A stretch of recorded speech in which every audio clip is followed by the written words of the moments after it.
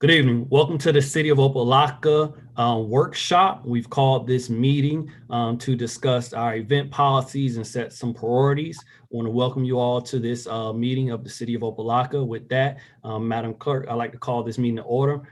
First, let's go over the agenda protocols that govern this meeting. Madam Attorney. Pursuant to Resolution 21-9835 passed by the City Commission on November 12th, 2020, the City of Opa-locka may conduct public workshop meetings without having a quorum of its members present physically or at any specific location and utilizing communications media technology such as telephonic or video conferencing as provided by Section 120.54 5B2 of the Florida statutes. The members of this meeting appearing virtually are Commissioner Burke, Commissioner Davis, Commissioner Taylor, Vice Mayor Williams, and Mayor Pygott. The opportunity was given to the public to address the City Commission by sending an email to the City Clerk at publiccomments@opalockafl.gov, and the City Clerk will announce all public comments at the appropriate time. Thank you, Madam Attorney. Mr. Clerk, could you provide the roll call? Commissioner Burke. Here. Commissioner Davis. Here. Commissioner Davis, you're muted. Here. Commissioner Taylor. Here. Vice Mayor Williams. Mayor Pygott. Here. And I am here. Commissioner Taylor, would you lead us in invocation? Sure. God, we thank you for bringing us together one more time in your name. God, we ask that you come upon this meeting, that we may do your will for your people. In Jesus' name we pray, amen. Commissioner Davis, want to lead us in Pledge of Allegiance? I pledge allegiance to the flag of the United States of America and to the republic for which it stands, one nation, under God, indivisible, with liberty and justice for all. All right, Mr. Clerk, could you go over our protocols for public comment and read out if we have any public comments? Yes, Mr. Mayor. To participate virtually, the opportunity was made to submit comments by emailing publiccomments@opalockafl.gov at least 2 hours prior to the scheduled meeting time to request the meeting link. At this time, there are no public comments, Mr. Mayor. All right, thank you very much. All right, my colleagues, we have the opportunity today to finalize, or hopefully we'll get to, depending on the discussion and how we want to move, to discuss our special events policy. As you know, this is part of our operational audit, and we had some challenges with it in the past. During the last meeting, there was conversation about how we can make it strengthen so that all of us have a very clear understanding and also can set the policy for generations to come on how we do events in the City of Opa-locka. So I would like to just open up the floor. I know that there were quite a few comments and thoughts. I have two modifications that I would like to put forth to this events policy, but I'll just open up the floor so that we can discuss this events policy and make sure that it fits us as a city. So floor is open.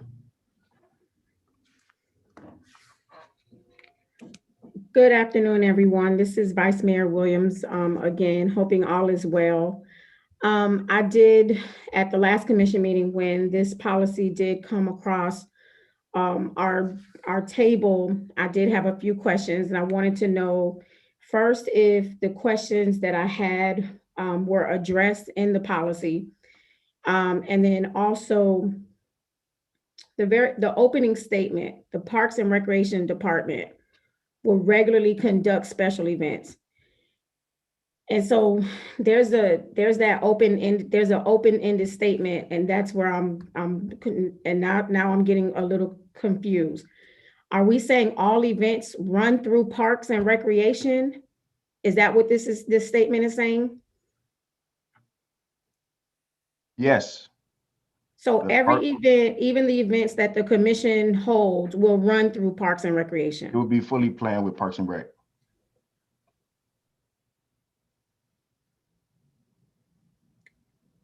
So the thing we have the ability to do, and just so everyone, we have the ability to set the policy in the city of Opa-locka.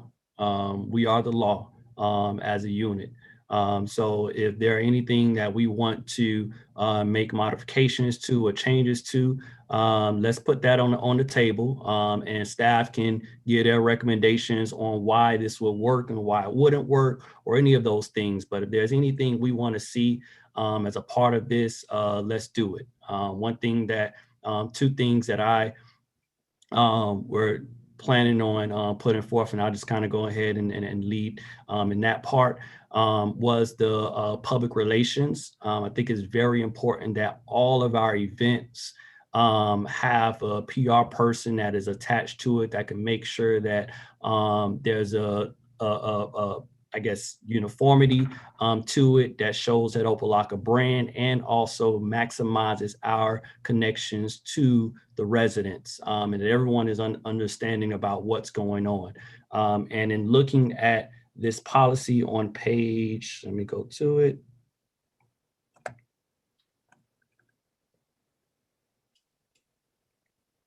All right. On page 8 of our agenda packet, under special events committee, it details that special events committee was appointed by the city manager, comprises of Parks Recreation Director, the police chief, PR, Director of Public Works, focus on major events. And I think it is important and there's a definition for major events within this policy. Right. I think that all events should have that level of communication between the Parks and Recs Director, whose staff usually manages what's going on for all our events, the police to have to make sure that their safety, PR to get the word out, and Public Works to break down, clean up. I think it's important for all of those entities to be in the same, at least know about these events. These events come through them so that they can coordinate with the people that are planning this event. So I want to include PR or that section to apply to all events. That's the first change I would like to propose. And then the second change is towards the end of the policy, where it breaks down the responsibilities on page 11. And I would like to include PR director or their designee in that responsibilities with specific goals of making sure that it fits with our Opa-locka brand, and that also that people that the PR person has a responsibility to coordinate with the rest of the team to get the word out and get residents involved. So those are the things that I would like to see. So management, is there any issues with that, or is that something we can do?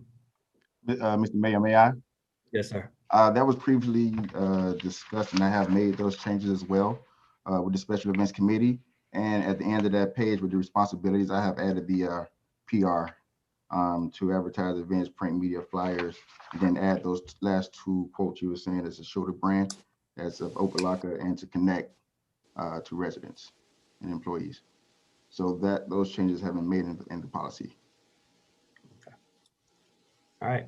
So my question, Mr. Patterson, through the mayor, my question, Mr. Patterson, or anyone that can answer the question, actually. We know that Commissioner Taylor has an event coming up, a COVID event. Does that then fall under this events policy, and would he have to go through the Parks and Recreation Department to hold that event? Normally with like events and stuff like that, it'll go through the Parks and Rec Department or whatnot. But with his event, is his event, he's doing it, so he really do not have to go to Parks and Rec Department to host this event. So I think, okay, so I guess that's what I'm saying. There has to be some clarity, because if I need to really see how this holds holds the hand of the commission and how this holds the hand of everybody else that is filing for or wants to hold an event in Opa-locka. So and I guess that's the answer I'm trying to get. How is this connected to the commission and the events that we hold? Well, normally when a commissioner holds an event, he would go through, or she would go through his colleagues and just let them know, hey, this is what I'm doing or whatnot, and it's approved by you all. Mr. Mayor. Go ahead, Commissioner Taylor. I'm Mr. Patterson. I'm there with Vice Mayor because it's not clear as to what the commission can do. You do give us a timeline, which is this what's in the agenda packet? This looks like the same events policy that you presented to us at the last meeting without the changes. But the one that you're looking at, or the one that you talked about with the mayor with the changes, who has that? Well, can I share my screen with you all? Why we don't have that one? Yeah, because I still have the same questions from the last time, like the 2 months prior to, and it's not. We're back at square one. That's a good question, Mr. Patterson. As that, because I haven't received that either. So has that been shared with anyone in terms of the new the updates that you have? I did not. I was still making changes to that policy to this day. And I wanted to hear what you guys wanted to say to impact that policy. Mr. Patterson, through the mayor. Mr. Pate.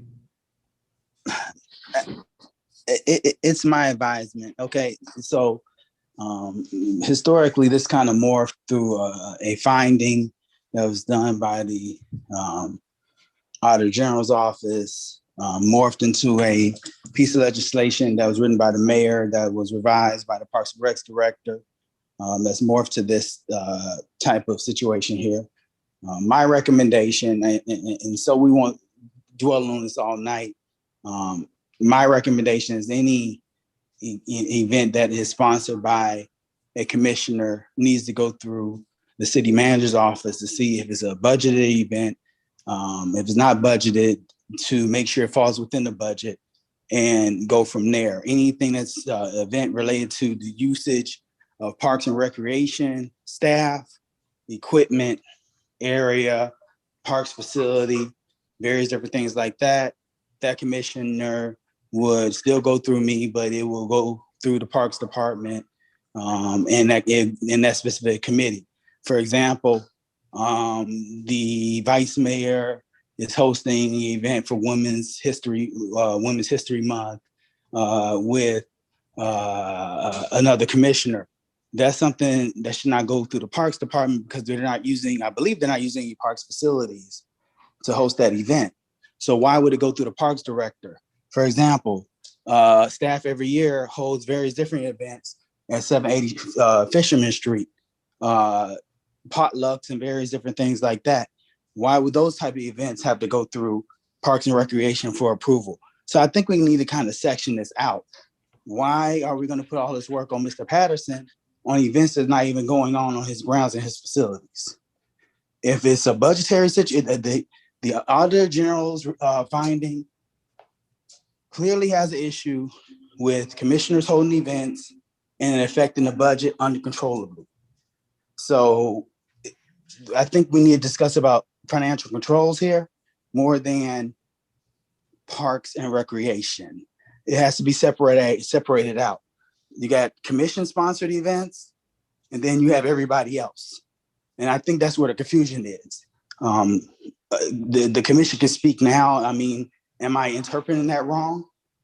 So no, I think you're right. A little more history to this, so that we all are very clear.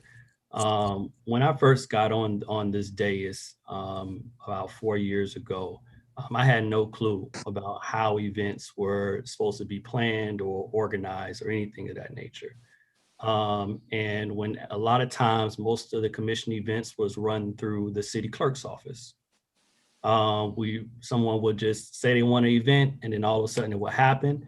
And also there were a set number of events that were kind of already planned out, like our So like a turkey giveaway, a back to school drive, movie nights, food distributions, where city commissioner basically kind of ran those events.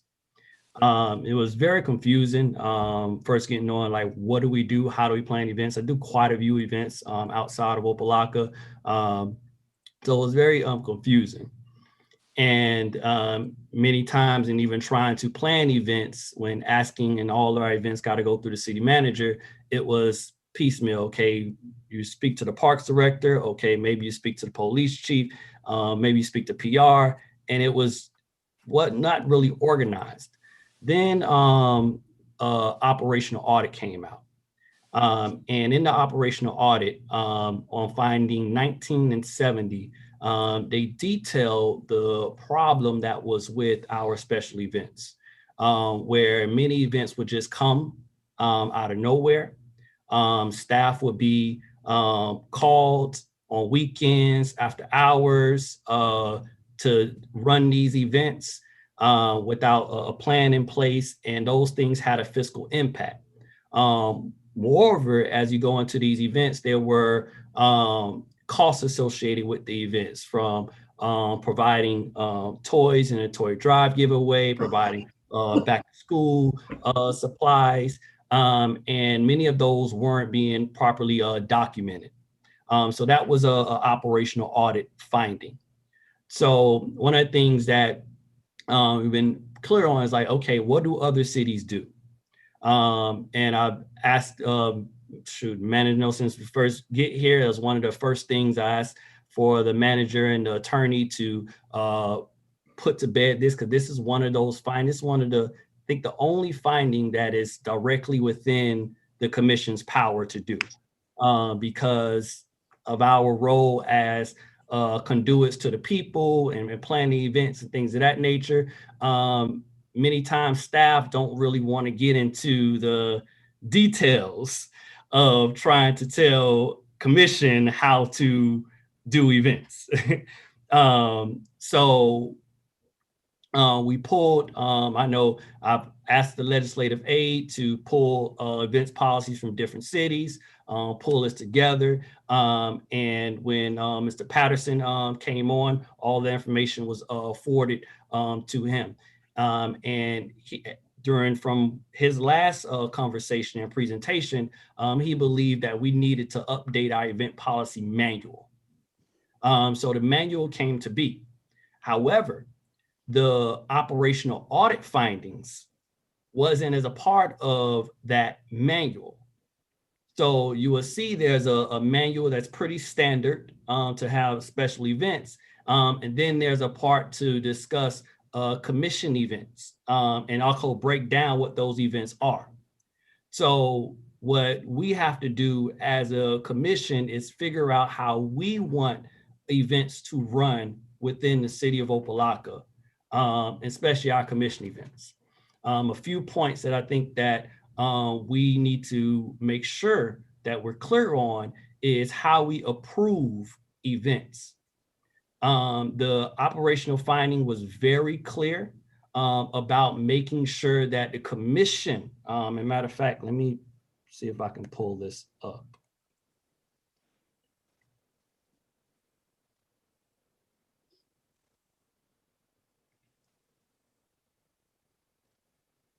All right, so I'm going to share my screen, and this should be on page 34 of the agenda packet.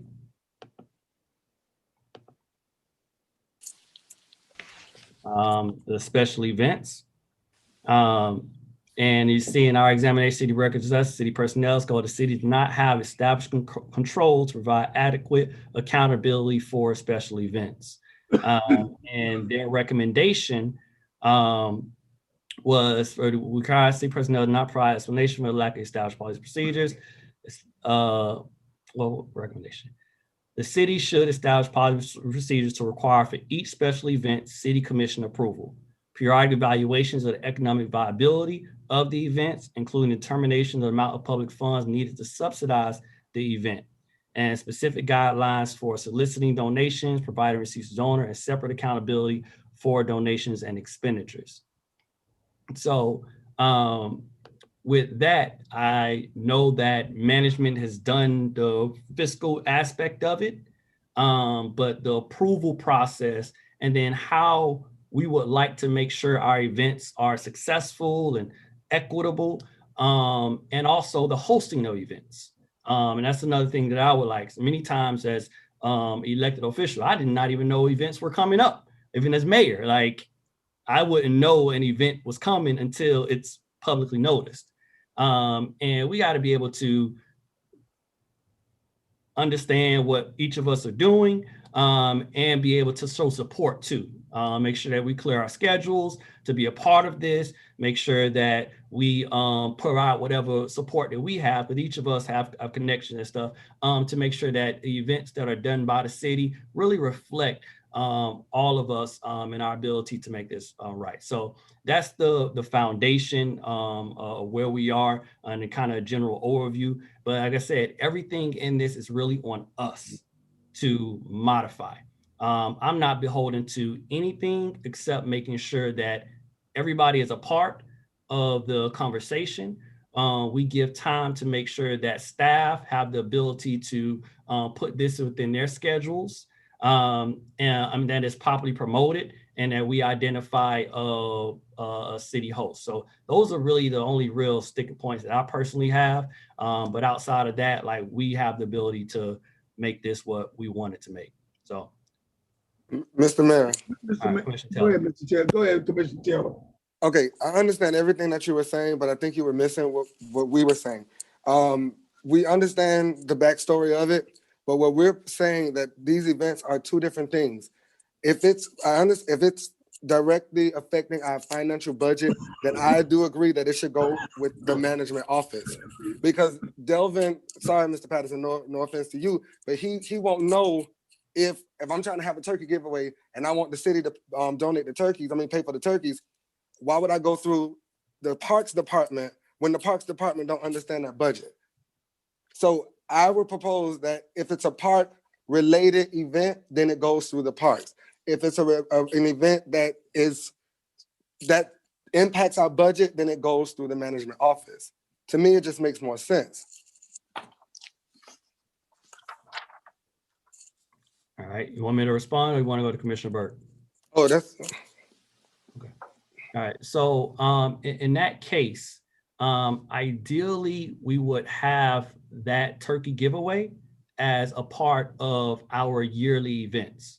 So as a part of what the auditors want is that we say as a commission, these are the events we want to have. And we propose that and we approve that. And the management will identify the budget.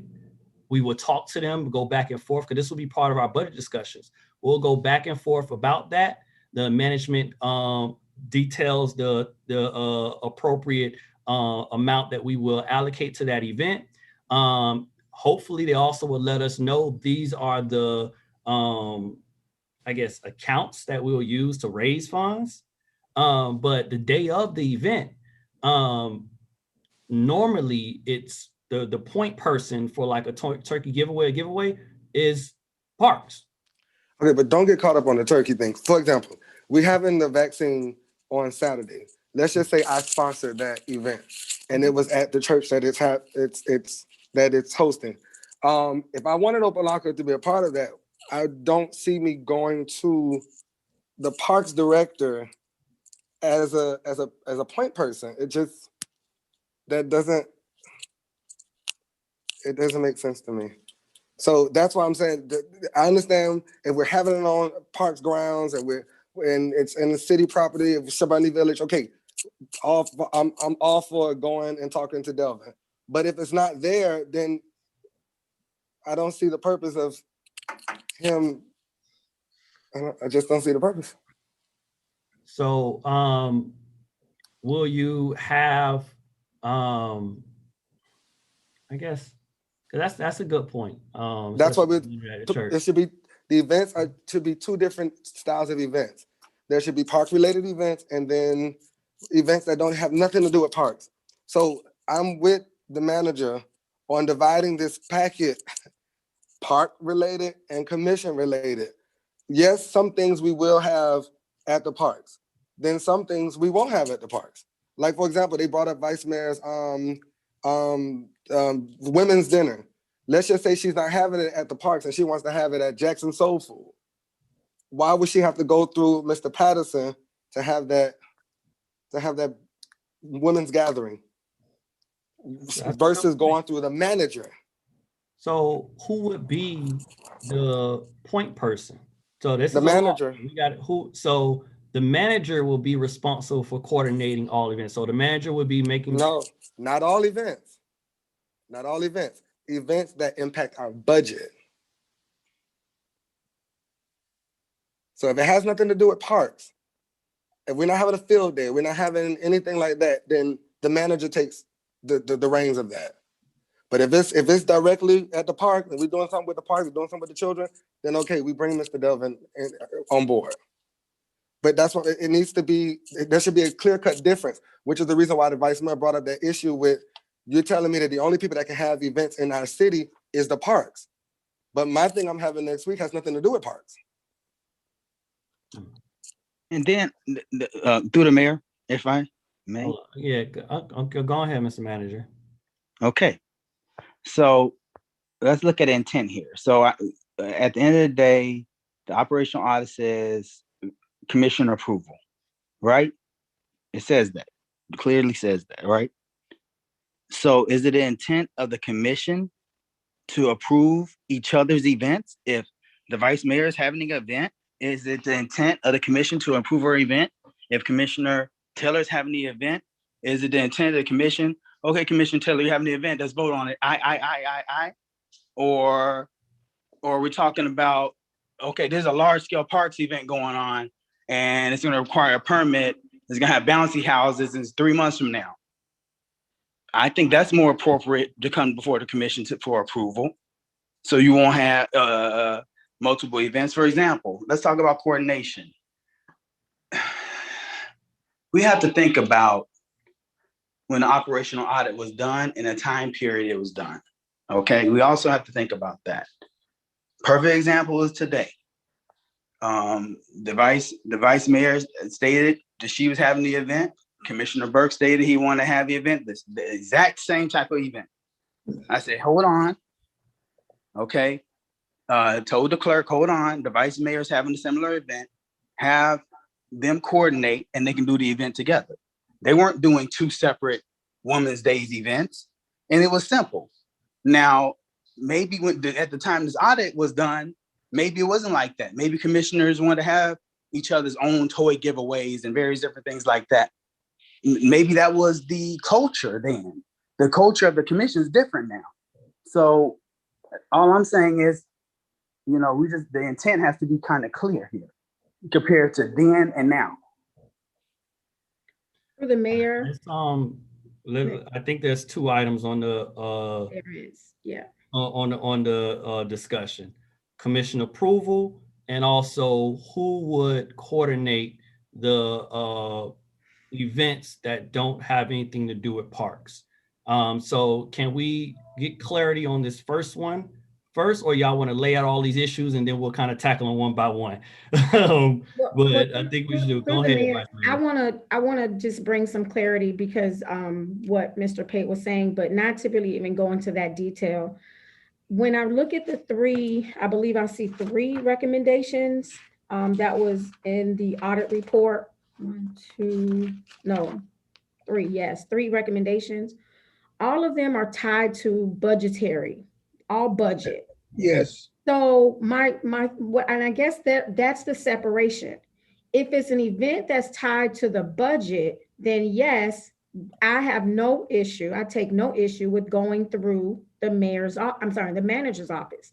Clearly, that's a budget issue. But if all of the recommendations are saying we must have expenditures, we must have evaluations of economic viability. Next one, the finance director to document a determination. We're talking apples to oranges right now. So a women's event that we're planning, which absolutely has no budgetary constraints with Opa-locka or through the manager's office, I don't see why me or Commissioner Burke or anyone that wants to do something for the women going in our own pockets have to go through Mr. Patterson. So I think that's my issue that I'm having. I don't want to, and I can tell you, I'm uncomfortable having to go to Mr. Patterson and fill out and ask for and request a permit to do something small in the city of Opa-locka. Now, I will agree, two things I will agree on. You are correct. We do need to have a better system of knowing what everything is going on, what's happening. We do need to, put that together, and especially as a commission. Do I want to vote on each other's events? Absolutely not. I will not pigeonhole any commissioner that wants to do what their spirit is led to do in the city. However, I just want to go back to the PR, and I know I'm jumping. As I can see right now, I would love to request what I would like to know, what is her hip hop rock star, whatever the name, what's her contract with us? Because right now all I see is her making flyers. So like, how are we connecting the PR relations to what we're doing? Are we just saying she's going to make a flyer that connects for our events? Because that's really all I'm seeing her doing right now. All right. So let me repeat all the items that I see that are on after hearing everyone, and let me correct me if I'm wrong. Number one is who coordinates events that are not park related. Two, the commission approval of events. Three, the budget issue on whether events are not, doesn't have impact on the budget. And then four, the PR person and their role. Did I miss anything? All right, Commissioner Burke, you got anything else you want to add in that we discuss? No, I was just in line with the vice mayor, because in the past, if the commission wanted to hold a luncheon for, say, the city clerk staff, we're going to have to vote on that. There's been times when various different departments, like Public Works, they may want to have a luncheon at Public Works. Are they going to have to? Is that going to need a special permit? This is what we're saying, Mr. Mayor. Like this luncheon that the vice mayor and I are talking about for our illustrious women of the city of Opa-locka. That's not costing the city of Opa-locka anything. So, and also the luncheon is going to be catering. So the caterers are going to do the feeding and everything. So there's no Opa-locka staff. So this is what we're saying. We're going to need permits to do these type of things now, or we're going to need to go to the commission and say, well, I want to have a luncheon for Women's History Month. It's not budgetary. It's not costing the city any money, and it's not implementing staff. So previously, we would get direction from the city manager, or if the luncheon was being done in the clerk's office, the clerk in her office would handle it. So, and I understand what we're saying. If it's budgetary or if it's a financial impact on the city, yes. But that's all. Thank you. All right, then let's tackle this budget thing, 'cause I think that's a baseline. Oh, Commissioner Davis, you got something? Yeah, I just wanted to kind of, I guess, address a couple of topics. The special event permit, as I know, speaking of the external process, when someone outside of the city wants to hold an event, just my personal experience with doing events in the city and going through that process, usually it's centralized through the manager's office. So the manager is the first line of of applications. I guess that's what the applications are turned into. Once the application goes through the manager's office, then it travels to the police department, building and licensing, um, parks and recreation for vetting to see if if it's going to be a park event. I guess police is looking from a police public safety standpoint, looking at the capacity and potential public safety needs and that sort of thing. Now, what I'm a bit confused about is what is our internal process, right?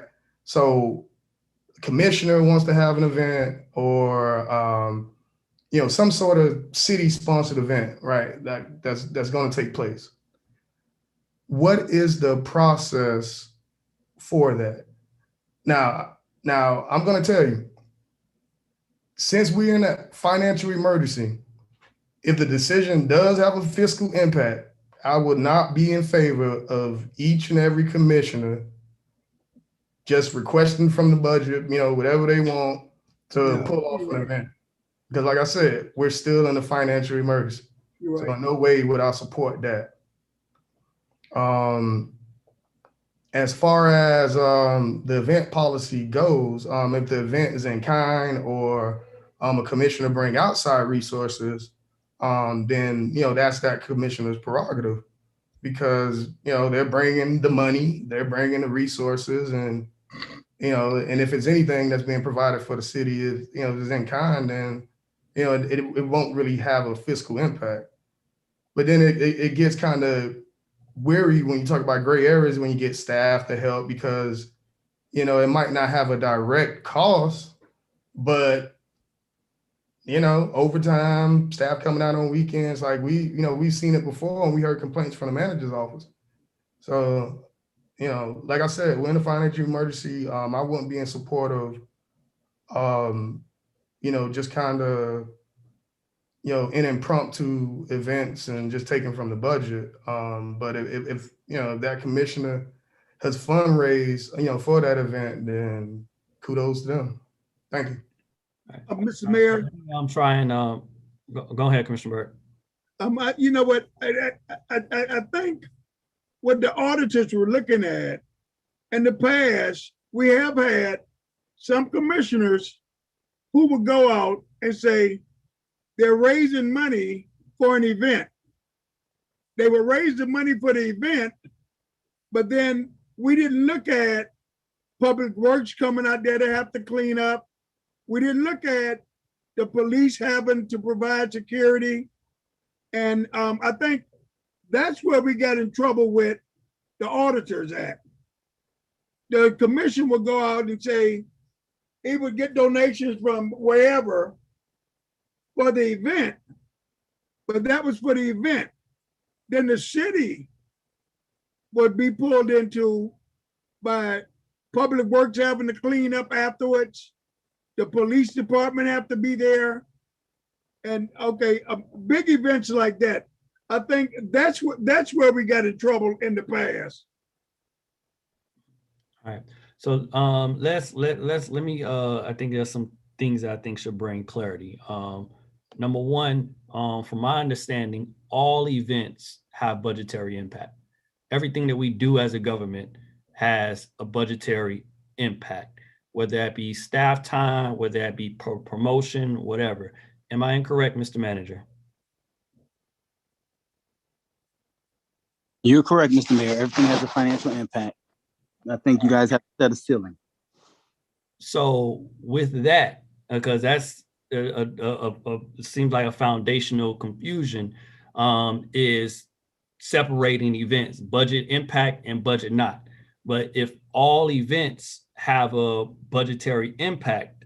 And that's from like the manager, you letting us know that that all events have a budgetary impact. I'm a little confused about, I guess, the separation, because what the auditors are saying is that because all events have a budgetary impact, they want us as a commission to set that budget, set the number of events that we want to do in advance. And if there's any changes to that event schedule, that we as a commission bring that forth. The manager also brings forth the fiscal impact. So, Mr. Manager, has a fiscal impact analysis have been provided for the two events that are being discussed now? And how do you break down the fiscal impact of these events and also the staff involved in the planning of these events with the elected officials? What is the current process now? So at this point, how I evaluate it internally is first I look at the nature of the event and I look at the amount of staff time that's being used. The perfect example is the police, right? So first I look at police coverage. If we have enough police officers on the street to cover the city, and if we can get officers to come and work the matter off duty, that's the first thing. And I look at the financial impact as far as the number of hours officers working overtime. The impact of less than $500, just say we use one officer and it's costing us less than $500, that's a negligible financial impact. Now, if we're bringing on dozens of officers, like a large scale event, and we're bringing on dozens of officers, then I look at it differently. For example, the financial impact that the vice mayor's event is going to have is probably going to be none, because she's honoring employees, probably during work hours. She's not going to require any police. She's not going to require any security. So it's not going to be any financial impact at all whatsoever. And typically cleanup is done by employees that are already working. Okay. Commissioner Taylor's event is not going to have a financial impact. His event is online on now. The only impact I do see as far as his event is concerned is flyers, the development of flyers by the PR department. And so I want to talk about PR on the side of this. I don't want to include PR in this conversation, but as far as his event, I would look at the amount of staff time required to do flyers and stuff like that, which is a negligible amount. My office really looks at the event and looks at literally the magnitude of the dollar amount that's going to be done. So if it's negligible, the city manager's office allows it. Secondly, staff time is a very difficult thing to measure, because so you just say you have a budget, right? And you budget for an event and you have a line item in the budget in each department for an event, right? Okay, you have that. That's a flat dollar amount. When you talk about personnel costs and events, the calculation gets a little bit more complicated, and because it has to be broken down by payroll and various different things and benefits and FRS, and how it gets overly complicated. So it could be interesting, but I don't think it's something that is so great that it will stop an event. If you look at the events that happened at the period of time the Auditor General's report was issued, you had each commissioner doing the same event separately, you know, and you had $40,000 for turkeys and various other items that were taken out the budget. So there was no budgetary control at all whatsoever during that time. So I think we're in a different time. I just think as long as we have a policy in place to get some type of direction, I think it's great.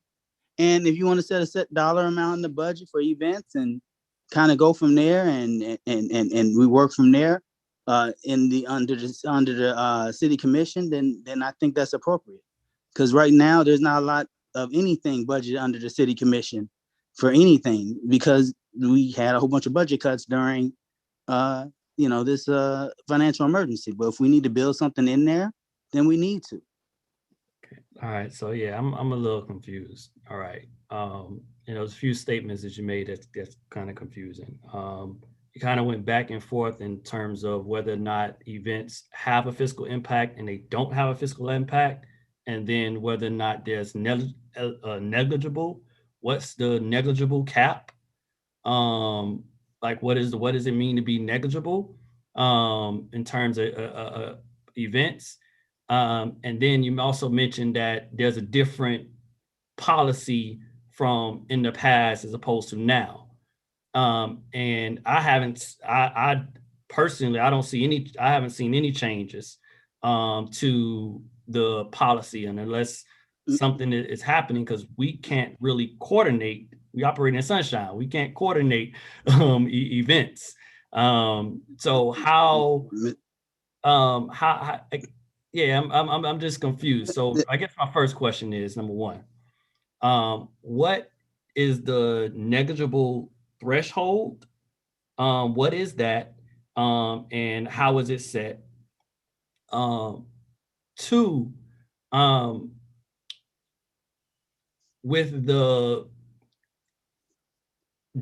is there a fiscal impact for every event that is put forth to the host, so they're clear about staff time and staff resources?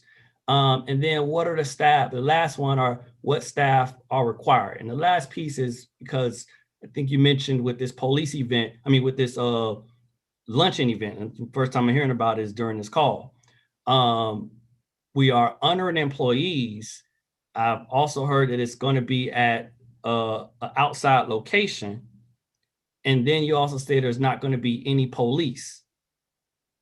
So I'm confused. So if we can be clear about like, what is that?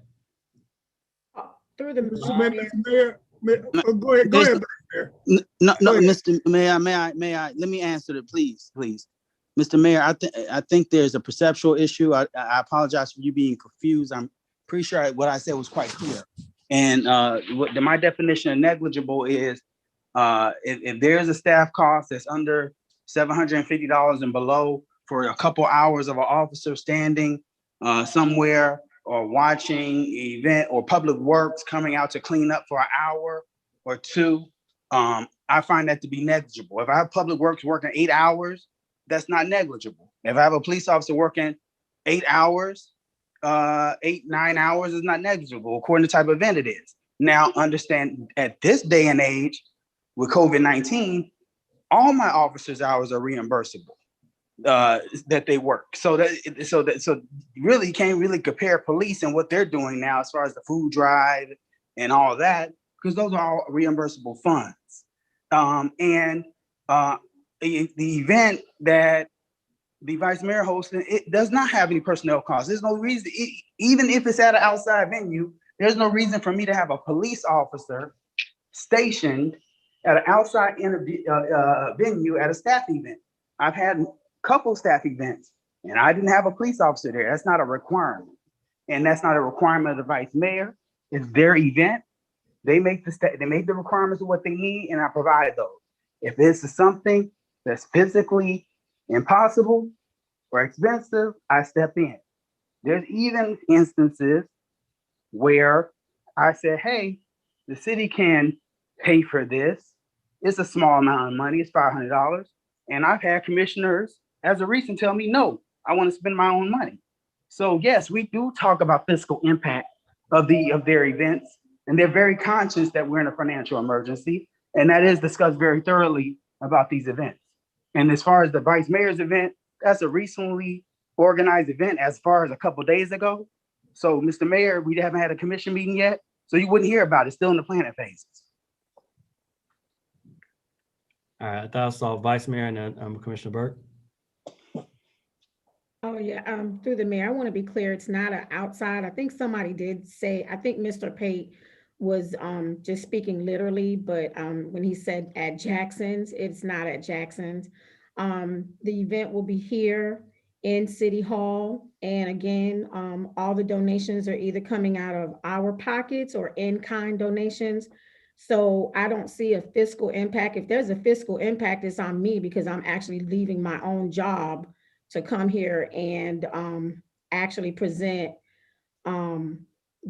lunch to the women of the city of Opa-locka. So there is no fiscal impact. So that's where I'm trying to get clear. I'm trying to get clarity on what the difference is. There is absolutely zero fiscal impact with the event for the women, or just providing lunch. And again, out of our own pockets or in-kind donation. So much so that we ourselves are feeding the employees. We don't need police presence.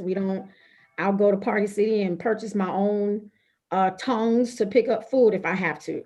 But I'm just trying to figure out, how are we putting those small little events or small little things into this policy? I have a problem with those events going into the policy. I'll piggyback on the sentiments of Commissioner Davis. If it's a fiscal event or fiscal something that's budgetary, without a doubt, I think that we need to discuss that. That either needs to go through the mayor's manager's office, and that needs to then be funneled down to the appropriate departments that need to support that event. But I also believe if it's a budgetary event, then that needs to be placed on a calendar so that all commissioners know, and that we need to have that discussion so that we are in agreement for a budgetary event that, either a commissioner or all the commissioners are having. But something simple and small, I don't want to put that in this policy. And I don't see it, how it even falls under any of these recommendations. So I think that's where we have to be clear with this policy. And I don't want to vote on something, and I'm going to tell you, I'm not going to vote on something that's going to pigeonhole me, because that's not going to happen. Commissioner Burke? Okay, Mr. Mayor, Vice Mayor Williams said it, but no, I was going to inform you, it's not an outside event, and as well, it's going to be done at lunchtime, and it's going to be done. Hold on. Burke, your mic is tripping out. I guess cut it off, cut it back on, because it sounds kind of crazy. Is that better?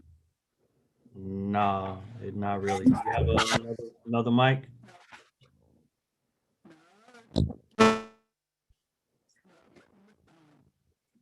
So that's no better?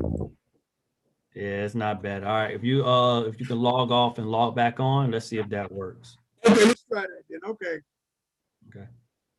All right. All right. So what I think this operational audit is trying to do is to set policies for all events, not to pigeonhole any of us, but so that we're clear as a city what those events are, and that we're on the same page.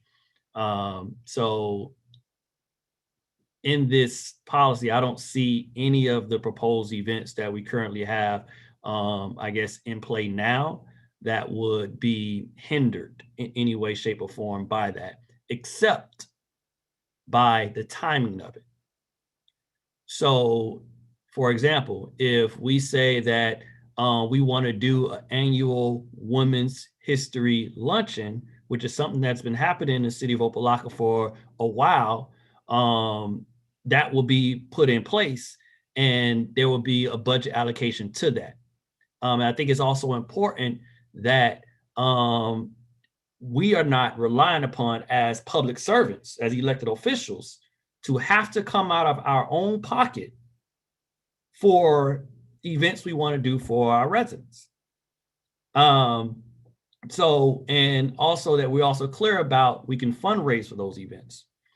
So under this policy, it's remember, when we talk about policy, we're talking about years in advance too. Not really also right now. And this policy won't affect the events going on right now because the policy won't be in place until after these events take place. So let's keep that in mind. But I do want us to be clear, because I think we kind of touching on a lot of different things that I guess address the fundamentals of the policy. And at the end of the day, we got to have one.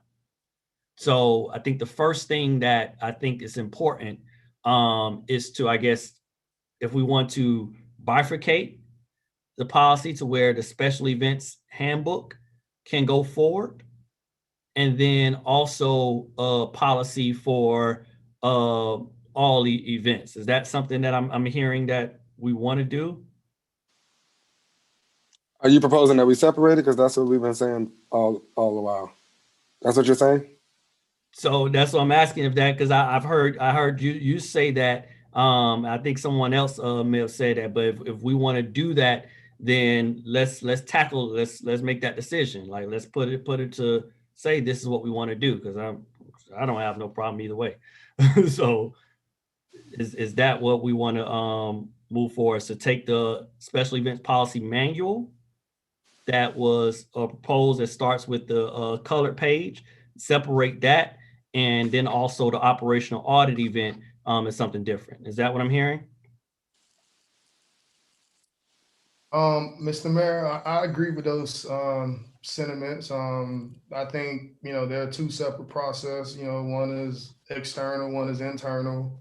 I think the external process seems to be a little bit more thought out. So I'm okay with that. I'm under the impression that the event policy, since we as a board may have different ideas as what we would want to see as far as annual events for the city. So I feel like that also needs to be a part of the conversation, and including in whatever legislation we put forth to satisfy that finding. So yeah, I'm in agreement with it, and I'm okay with the special event policy, the external process as is. All right, so I'm also in support of that. So we got at least 3 to say that. All right. So let's tackle the easiest one first. Are there any changes that we would like to make to that special events handbook policy that was created? The issue with the special events policy is the handbook that we received is not the updated one. So we're going back from the previous one that was presented in the past. So, Mr. Patterson or Mr. Pate, in terms of the special events handbook, what changes have been made since our last conversation on the dais and today? Mr. Manager, may I? Yes, you may, sir. The only change that was made was the hourly for the fees. I did some language with the alcohol permit in there, and I think that was about it. All Mr. right. Mayor. Commissioner Taylor, go ahead. You have the floor. Go ahead. Okay, so in that booklet, Mr. Patterson, for example, Shabandi Village, you don't include the pavilion, you don't include the soccer field, the baseball field, or the field period. And you said you added the hours and you fixed the alcohol part. Correct. And I think that was the only thing I had saw.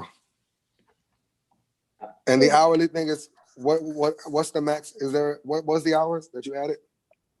It's hourly.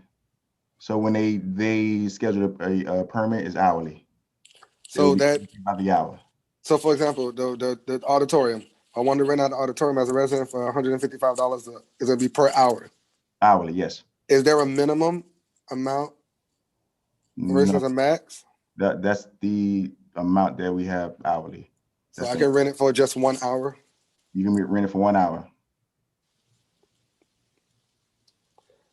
For your event, yes. Is that something you're willing to change? Because is it feasible for you to open up that big old building for 1 hour for $155? I mean, if the person comes and wants the building for an hour, is their permit, is their event. Okay. But normally, you know, you go to places and they say you can rent it, but it has to be a minimum of 2 hours, Correct. a minimum of 3 hours. Yes. So that way you can have a profit of some sort. Because I don't want it, all the lights, the water, and for $150, $55. Got it. Mr. So, just To to the be mayor. clear, Commissioner Taylor, hold on. I want to make sure that Commissioner Taylor point is executed. Yes. So Commissioner Taylor, you're proposing to set a minimum hourly rental for our facilities. And you want it more than just an hour. You want 2 hour minimum. Yeah, that's what I would propose.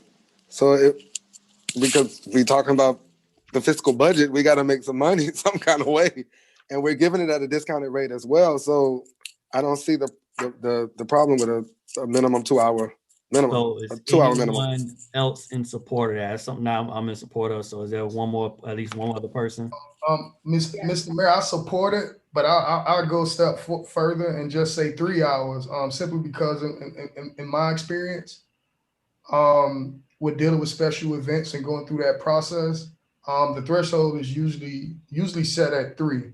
And the reason why it's set at 3 is because what's being consumed is an hour for setup, right? And an hour for cleanup. So sometimes those hours aren't factored in. So as you know, like, you know, the example that Commissioner Teller pointed out, if I'm going to do an event for 1 hour, right? Like nobody does an event for 1 hour, because if it's a 1 hour event, it's going to take you an hour to get things set up, and it's going to take you an hour to ultimately clean things up. So definitely want to make sure, you know, that's captured. So I'll just offer that in my opinion. I mean, if you guys want to go with the 2 hours, you know, I'll be amenable to that too. And one last thing, Mr. Mayor. On the floor right now is the amount of time, the minimum amount of time we're going to say that people have to rent our facilities. And it's been proposed for 2 hours and also 3 hours. Let's go around and yay, nay, 2, 3, and any other thoughts that you may have for that. So staff are clear from us. So go ahead, Commissioner Teller.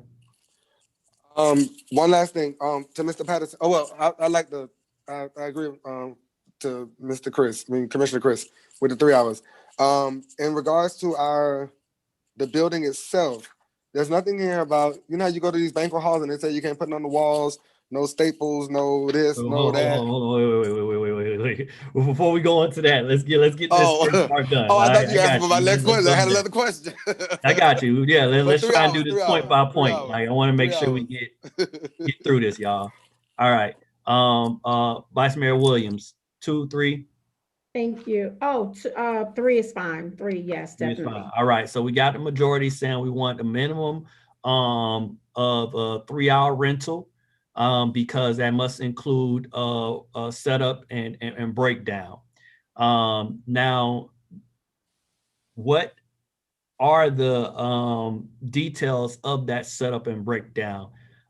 Because from what I understand, depending on the size of the event, setup and the intensity of the event, setup and breakdown can be quite a bit. So do we have in this policy, and if so, where, how do you determine that? Are we saying that you have a minimum of 3 hours? If you want to do an hour event, you got a minimum of 3 hours, and you must have your start time and end time includes setup and breakdown. Is that what I'm hearing? Mr. Mayor. Okay, Commissioner. Let me get an answer from management on that, and then I got you, Commissioner Burke. That is correct. You get an hour for setup, and then afterwards you get an hour for breakdown. That is correct. That's included. Okay. All right, Commissioner Burke, go ahead. No, I was saying, so we're going to have a minimum of 3 hours on all of our facilities. Is that what we're saying? We're going to include the pavilion, the auditorium, Ingram Park, Siegel, Helen Miller. The minimum for all of our facility is going to be a 3-hour rental. That's what I hear so far. And it's to keep that in mind. I think you're hitting on a good point, Commissioner. Is like, for example,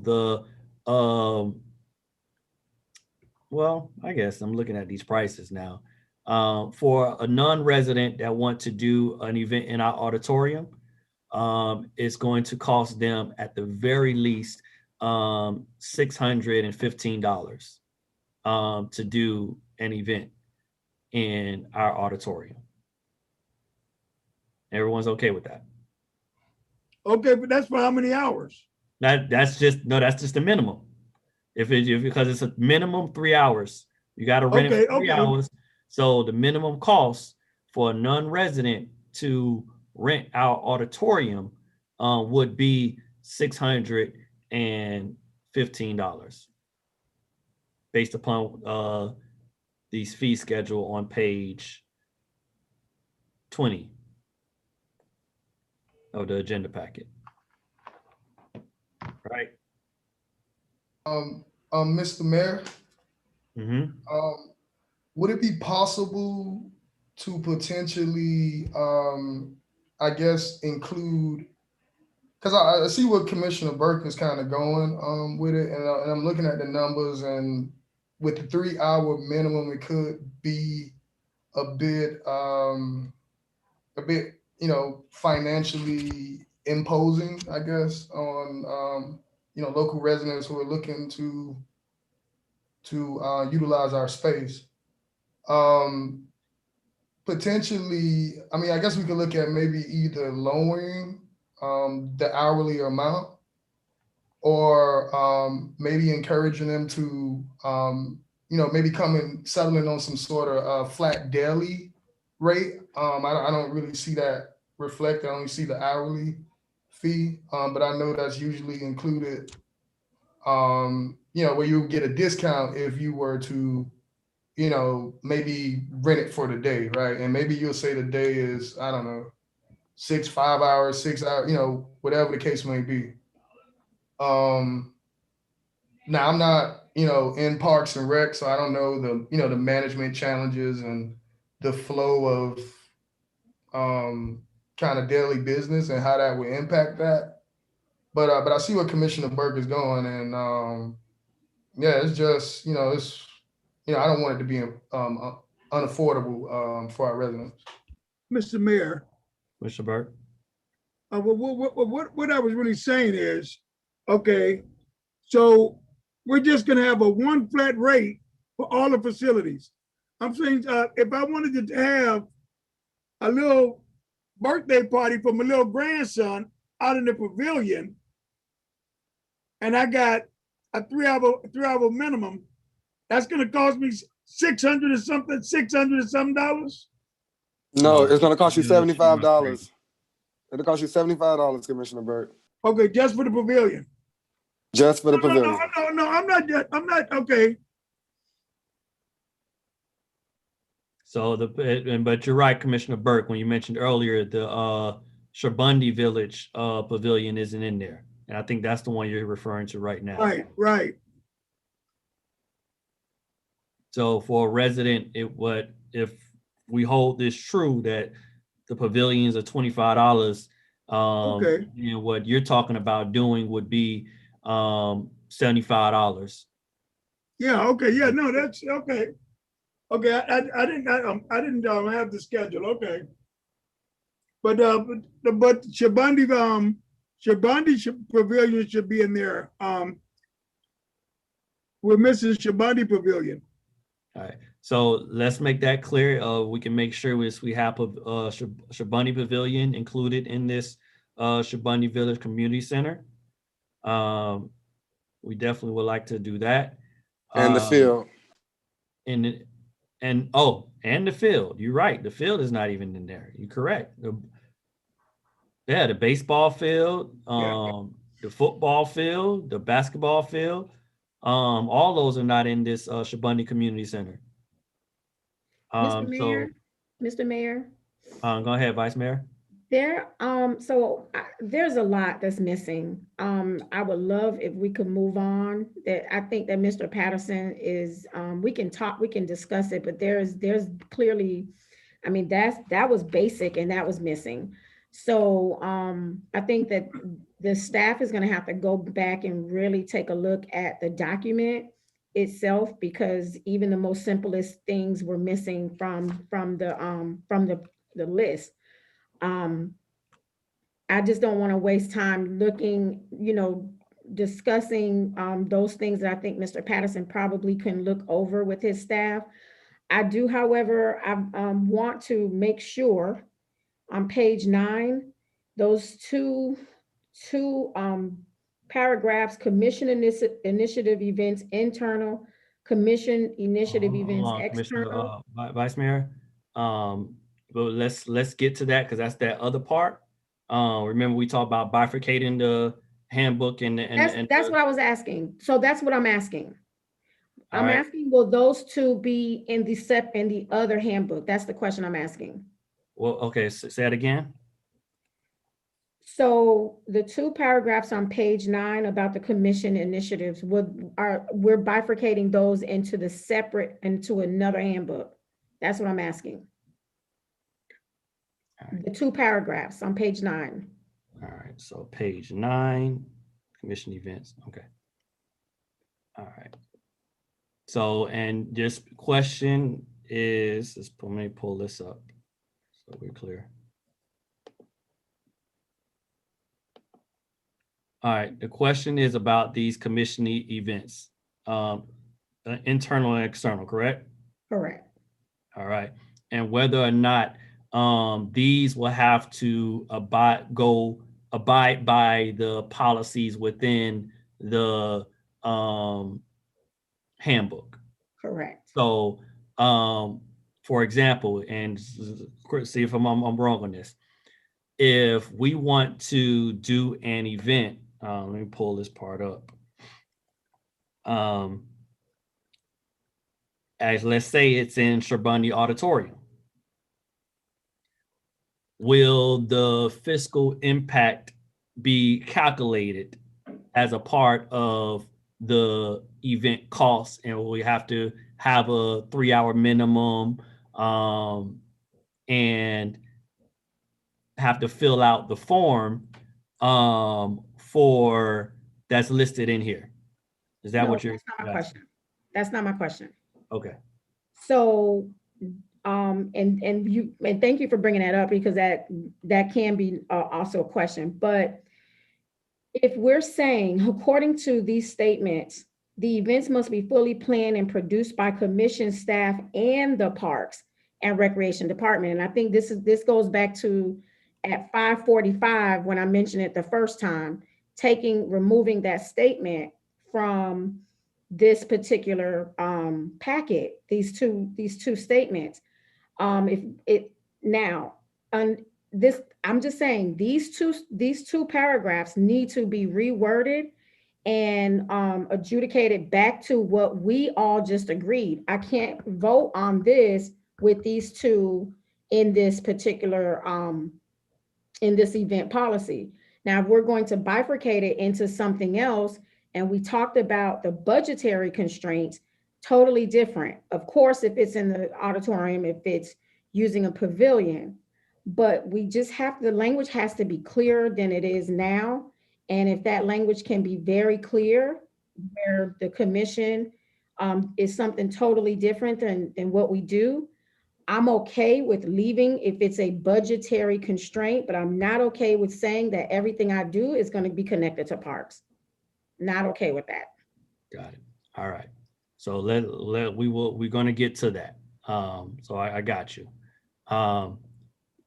If we can finish out, is there anything, Commissioner Teller, I think staff here, that we're gonna have 3-hour minimum. We're gonna include the other pieces that are missing. Are there anything else in the policy, special events handbook, the latter part, that we would like to provide the staff so that they can get that to our specification. The only thing that I was bringing up was the actual structure of the building, the walls. You go to these other places, you're not allowed to put things on the walls, no staples, no stuff. I just want to be able to protect our facilities. That every time we have an event, we don't have to go back and paint the building after somebody uses it. So that was my only other thing. All right. So that's a wait, hold on. So Mr. Manager or Mr. Patterson, is that reflected in this policy? And if not, can we do that? It will be reflected in the policy, Mr. Mayor. Thank you. All right. Does anybody disagree with that on the commission? Okay. All right. So is there anything else in terms of the policy on the handbook? I'm sorry, I'm just gonna get this right. The handbook we want to address. Anything else in the handbook? Mr. Mayor, I would any language that relates to commission, commissioners, or anything should be stricken from the handbook in total.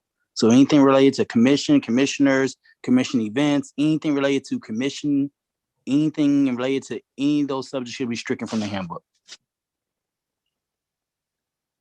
Okay, is there a specific area where it does that? No, there's no specific area, but I just want to be globally clear that this handbook does not relate to the commission, city commission, mayor, vice mayor, anybody. So I'm just directing Mr. Patterson that if there's any additional language in the handbook that is related to the city commission, that'd be just stricken from the handbook, just to make things easy.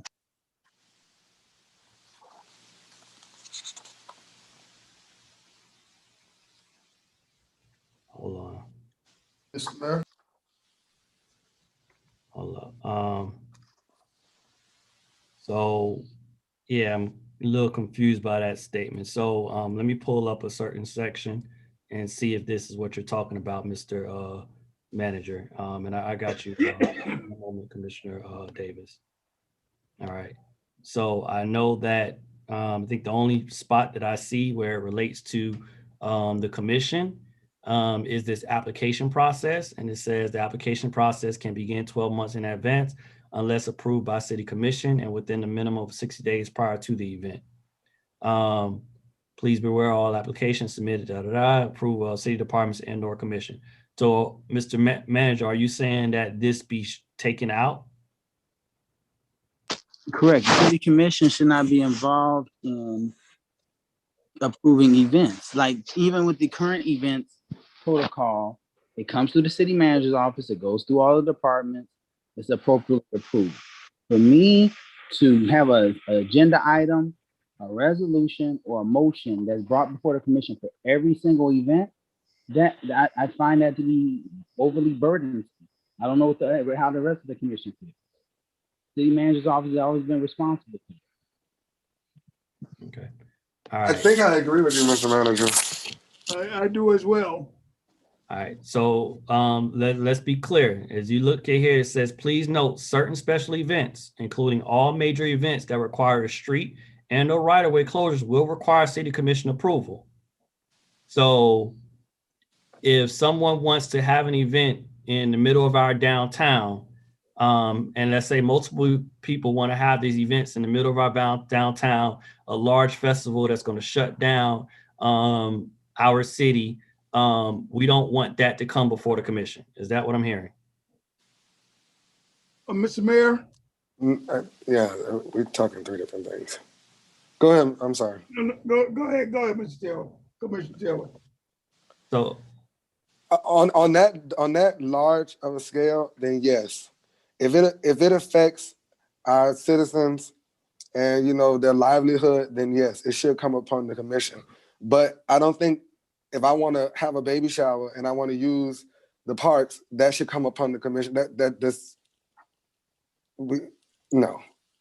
Yeah, that's not in this policy. That having a baby shower, that's not a part of the policy. From the only thing that I see that is a part of this policy that gives us approval that the manager say he wants to completely take out is these two areas. Where first, if someone, like, let's say that no, I don't think he was talking about that. Obama decided to do something in Opa-locka, and they wanted to get it done within 60 days. What this says right here is that they can come before the commission to make a adjustment to this policy so that they can have it. Mr. Mayor, I don't think that's what the manager was saying. I think he was commenting on what the vice mayor was talking about based on the language on the other part of the policy. He stated that he doesn't see anything about the commission in the policy, but just in case there is, to completely take it out. But those two paragraphs, it's not what he was referring to. He was talking about the voting and the commission having the first part, the part that we took, the split up part. I think we kind of not really on the same page, y'all. We broke the policy up into two sections, correct? Exactly. The handbook. So the handbook. Keep and going. the beginning part. So if we look at, let me share the screen. Just be very clear, because I think I hear what y'all saying, but there was, you just got to be clear. This is policy. So when I was talking about bifurcation, and I think what everyone else is talking about bifurcation is this special events handbook. This part separate from this part here. And is that correct? Correct. Okay. All right. So what we're focusing on now is this handbook area. Correct. And that's what he was saying. This part at the beginning. So the handbook part, which is, I'm sure will be posted somewhere in Parks and Rec for citizens to read at their discretion when they want to rent. If that affects anything that the commission is doing, he was saying to take it out of the handbook itself. Am I right, Mr. Pate? May I? Okay. Somebody wants to have a block party, and it's less than 60 days. You're telling me, and I'll go whatever direction the commission tells me. I just want to be clear on intent. You're telling me that a block party that is planned less than 60 days has to come before the commission for approval. A block party. That requires the closure of a street. Something that small. Good point.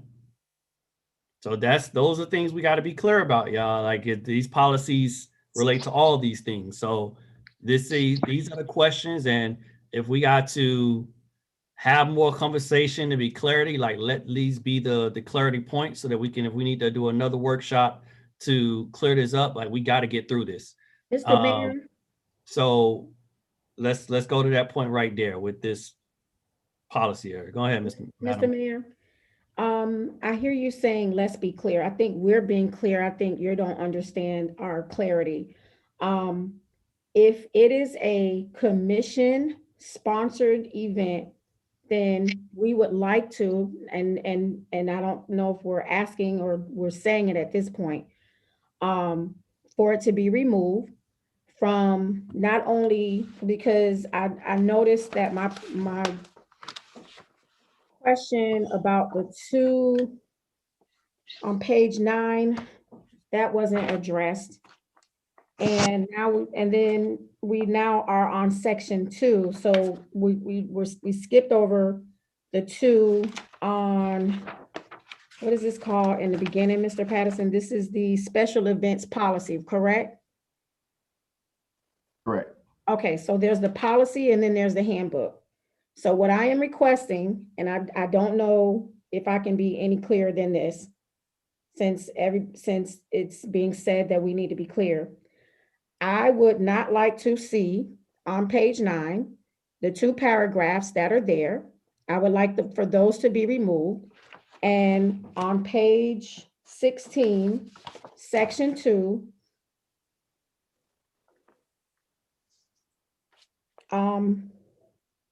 is quite, I don't even have the time to sit there and everybody that wants to close a street, that we got to approve that and make it oh goodness. Okay, so This is not, that part is not making any sense to me. So I don't know how we can be any clearer. If we can just kind of move on. The time is 7 o'clock and I don't know what else to say. So that's my stance. Mr. Mayor, Mr. Manager. if I would make a suggestion, it sounds to me that the policy needs a major overhaul. Okay, major.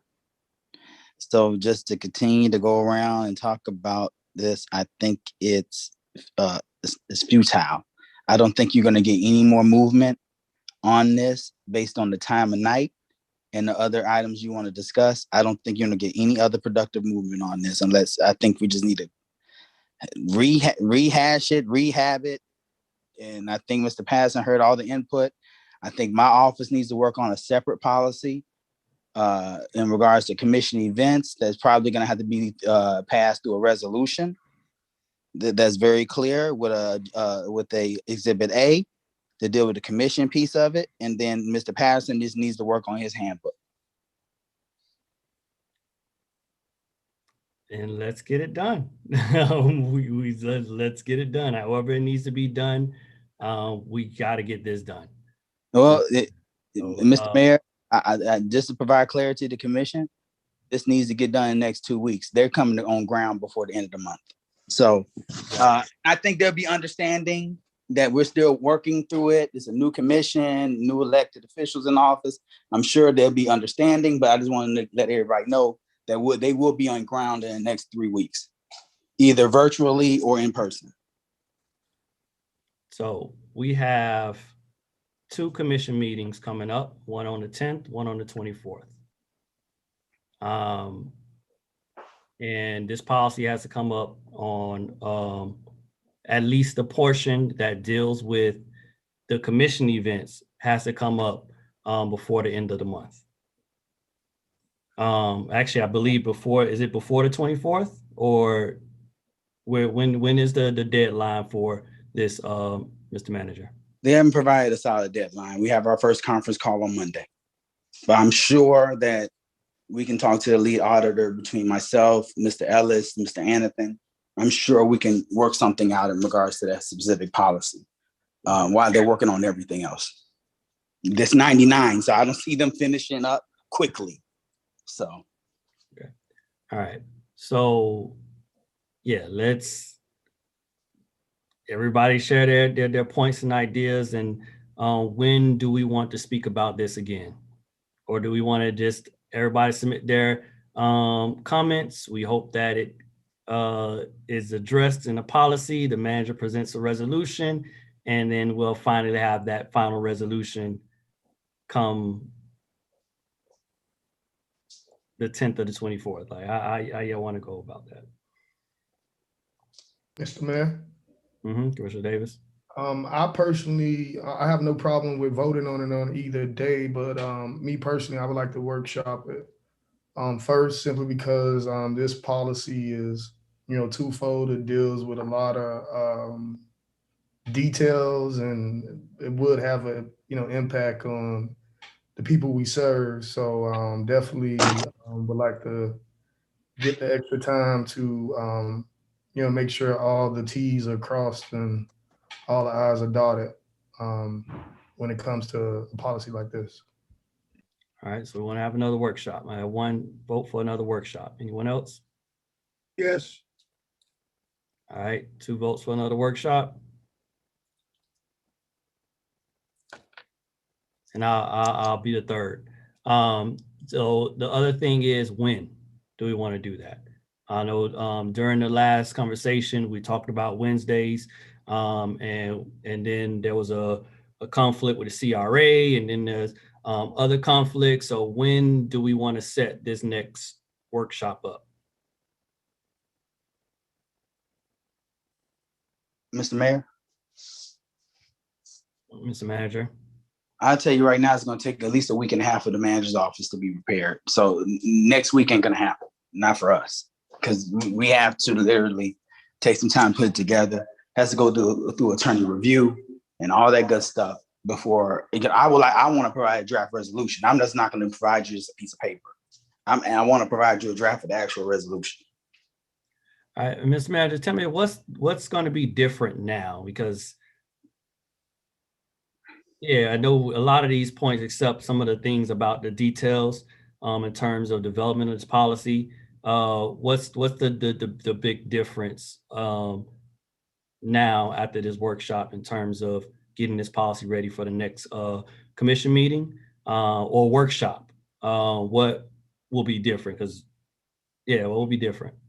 So we want to discuss commission events, the type of commission events. We got to categorize them. If they are at a park, to make sure if it's a commission sponsored event, that any fees associated to it is waived and in kind.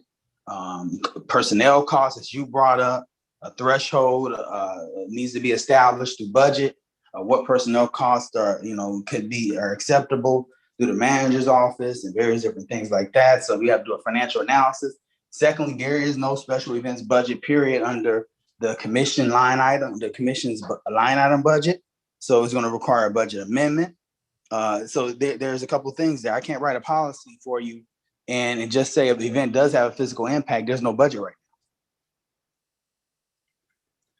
All right, and I hope that we get all this information together so that the next workshop can run a little more smoothly in terms of our ideas. So when do we want it? So we're looking at the week of the 15th. When do we want to do that, week of the 15th? 5:30. Mr. Mayor, Commissioner Burke? Everybody have a lot of restraints, so I think what day would be appropriate for we can do our polling now. Vice Mayor, you have any particular date?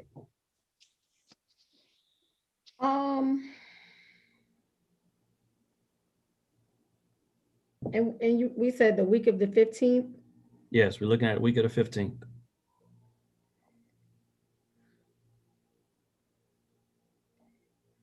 I mean, is there something written in set somewhere that they have to be on Wednesdays?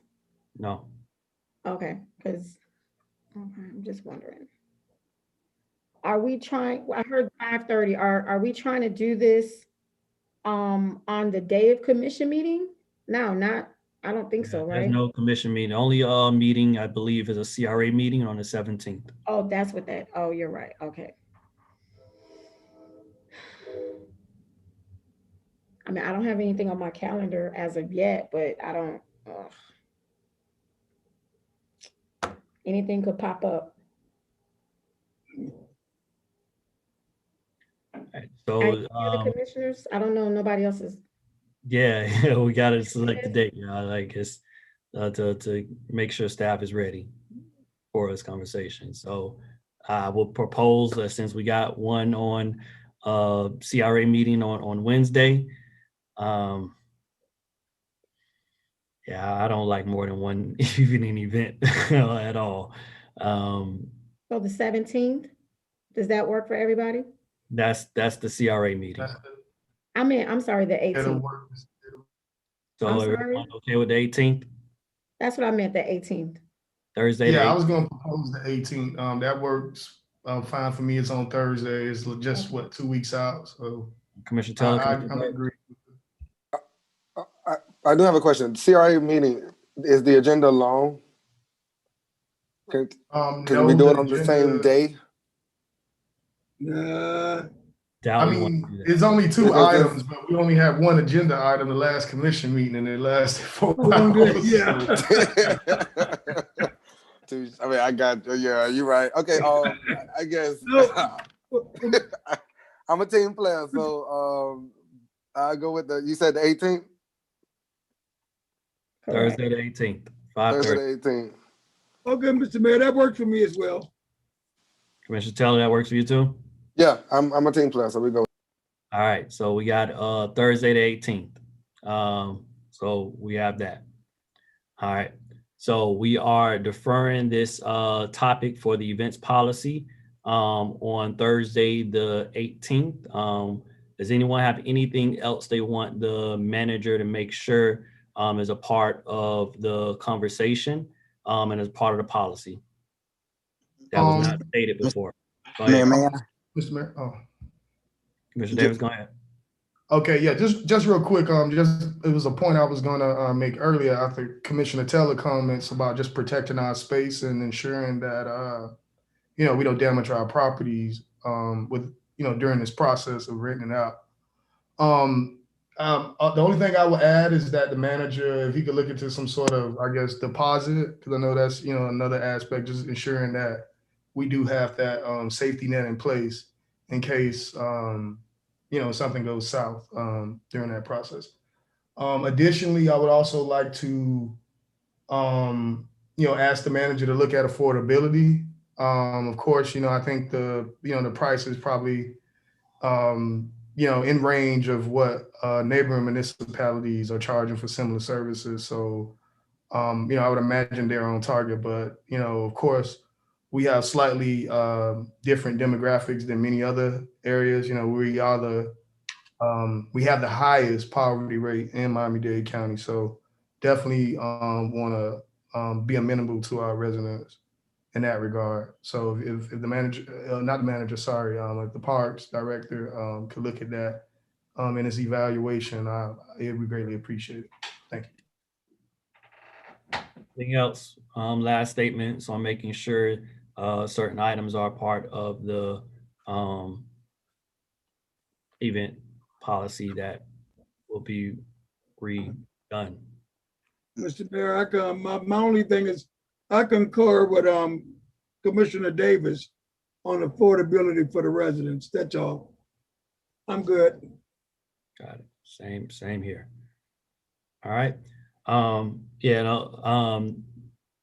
Yeah, I think I've already said everything that I would like to make sure. So as long as this conversation is recorded and on point, I think all of our ideas have been laid out. We look forward to seeing that. So let's move on to the next topic, commission priorities. So let me go down. All right. Share my screen. All right.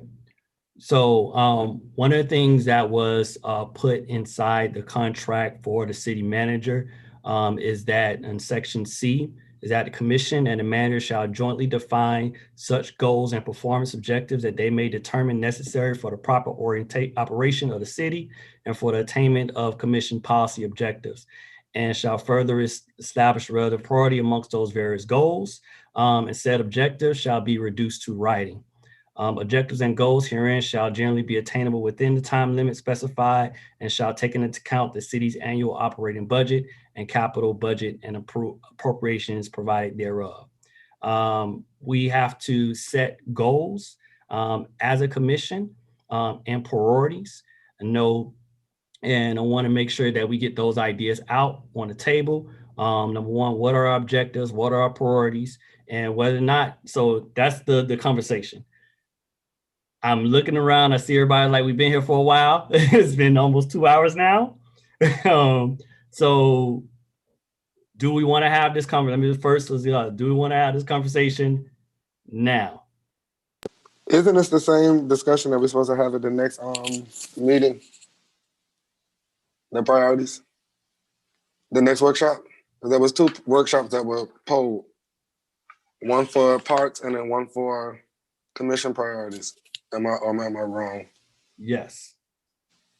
So we plan to make that time, but as you see with this events policy, we were provided a policy.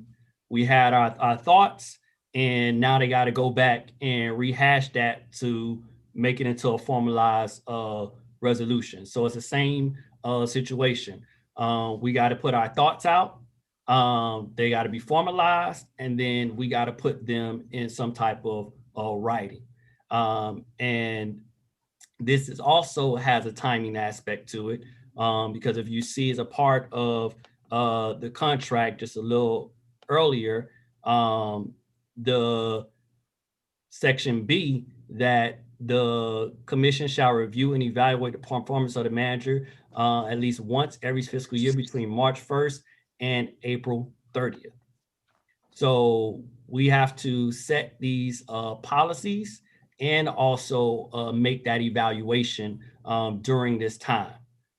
So we just got to figure out how we want to do that. So in my mind and thinking is that, okay, we just kind of throw our ideas out so that we're clear about them, and then management starts to take those ideas, identify the budgetary impacts, identify the feasibility of those things, present that back to us during this next workshop, and then we use that workshop to identify objectives and goals from that, knowing the fiscal impact, knowing the time is a part of it, so that we can get this process done. That's what I was thinking in my mind, but I'm completely open to how we want to move forward, because it is getting pretty long, and I'll stay on this 2-hour thing. So Mayor. Mr. Mayor, may I? Vice Mayor, then I got you, Mr. Payne. No, go. Go ahead, Mr. Payne. First, you guys can set priorities and guidelines at this time. I understand the budget's already passed, so any goals and priorities that you set will be for next budget year.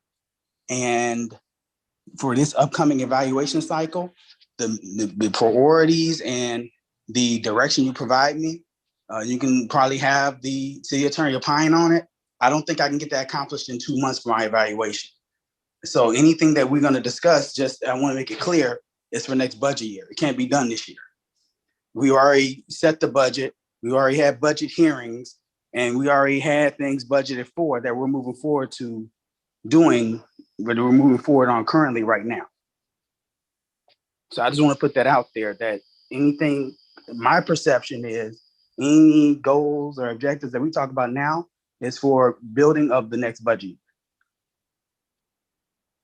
Okay, so I actually do have a little disagreement with that. That's fine. So as a commission, the manager works for us as a commission. Any directives that we give in terms of priorities, that's the easiest way to create change. If 3 of us say, hey, we want you to make sure that we start getting monthly financial reports by June. That's the law, that has to get done. If that's what we want to do. So the whole point is to make sure that we are, as a commission, setting clear guidelines for the manager that said, this is exactly what we want done when we want it done by.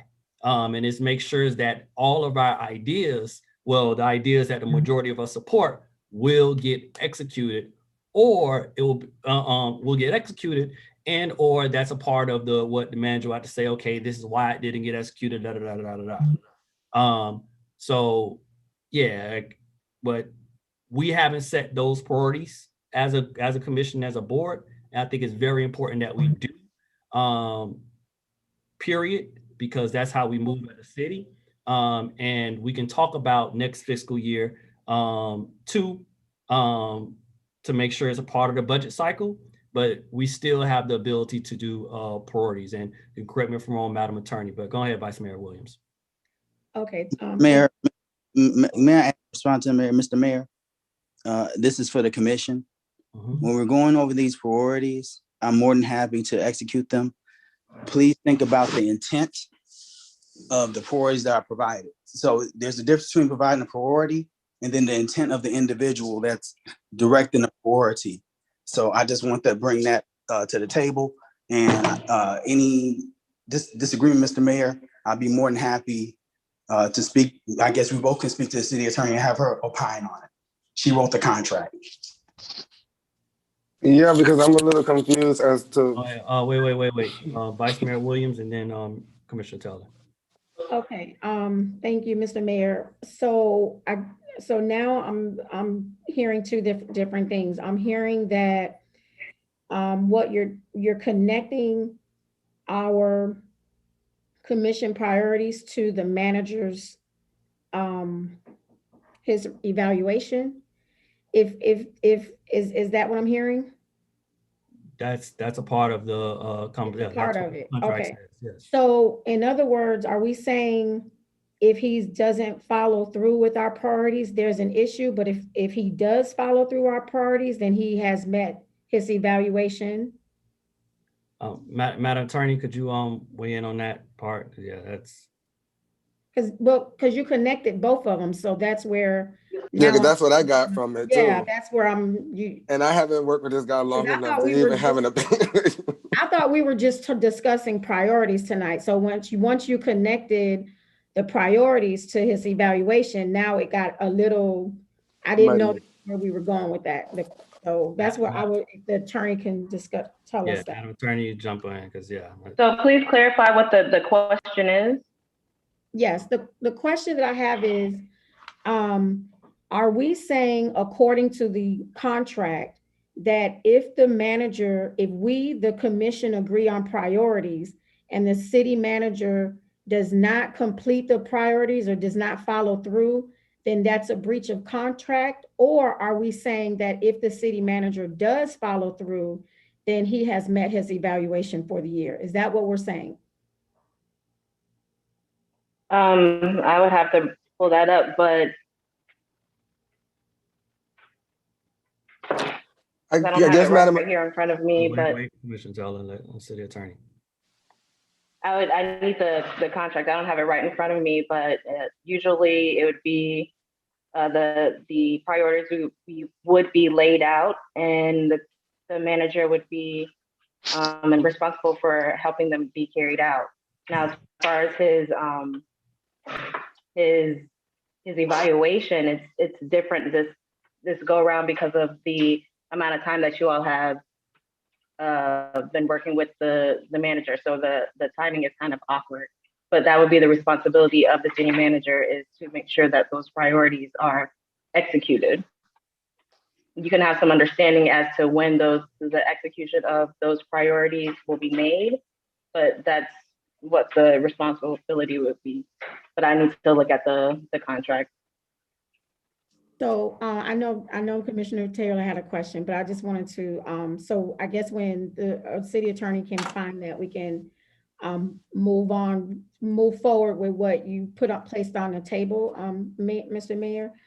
What I would suggest through the manager's office is some type of Microsoft form or Google survey where it's sent to each commission member, where we are placing our top 4 priorities that we think individually that that we want to see happen in the city, and that the city manager's office bucket those priorities, and that those become, as a full commission, the priorities that we think, since if 3 out of 5 commissioners said infrastructure, then and that was the most, or 4, let's say 4 out of 5, then infrastructure becomes the first goal we work on it and the first goal we talk about, so that when we get to the next workshop, we have priorities that we've already mapped out and we've placed on the lap of the city manager. I know that as I stepped into office, priorities were already there, but they may not have been the priorities that I would like to work on for myself. So I'm just, if we can have some type of poll, then I think the next time we workshop this, it can move a bit faster. All right, so proposing that the manager sends out a survey to the commission, and the commission submits their priorities, and top four priorities, and then the manager will bring those out and then present to us all of our priorities and the fiscal impact, and then we decide how to rank them as a commission. That too, but what I stated was that he buckets them. So don't just necessarily put them to the side, but actually bucket them so it looks like a tree, a priority tree. And if that priority tree by commissioner or by the commission. The commission is the top of the tree. And if we bucket our priorities, then we know that these commissioners said, or were in agreement that these were their priorities that were similar. So then the city manager's office then could place the fiscal responsibility to infrastructure, because 4 of 5 commissioners said their first priority was infrastructure. So that's what I'm saying. I'm not saying to just lay them all out, but to bucket them by a priority of the commission, and then we have a discussion from there. Did you understand that, Mr. Pate? Understood fully, Madam Vice Mayor. And I don't know, I don't know if the rest of the commission understood or in agreement. Right. Anyone else?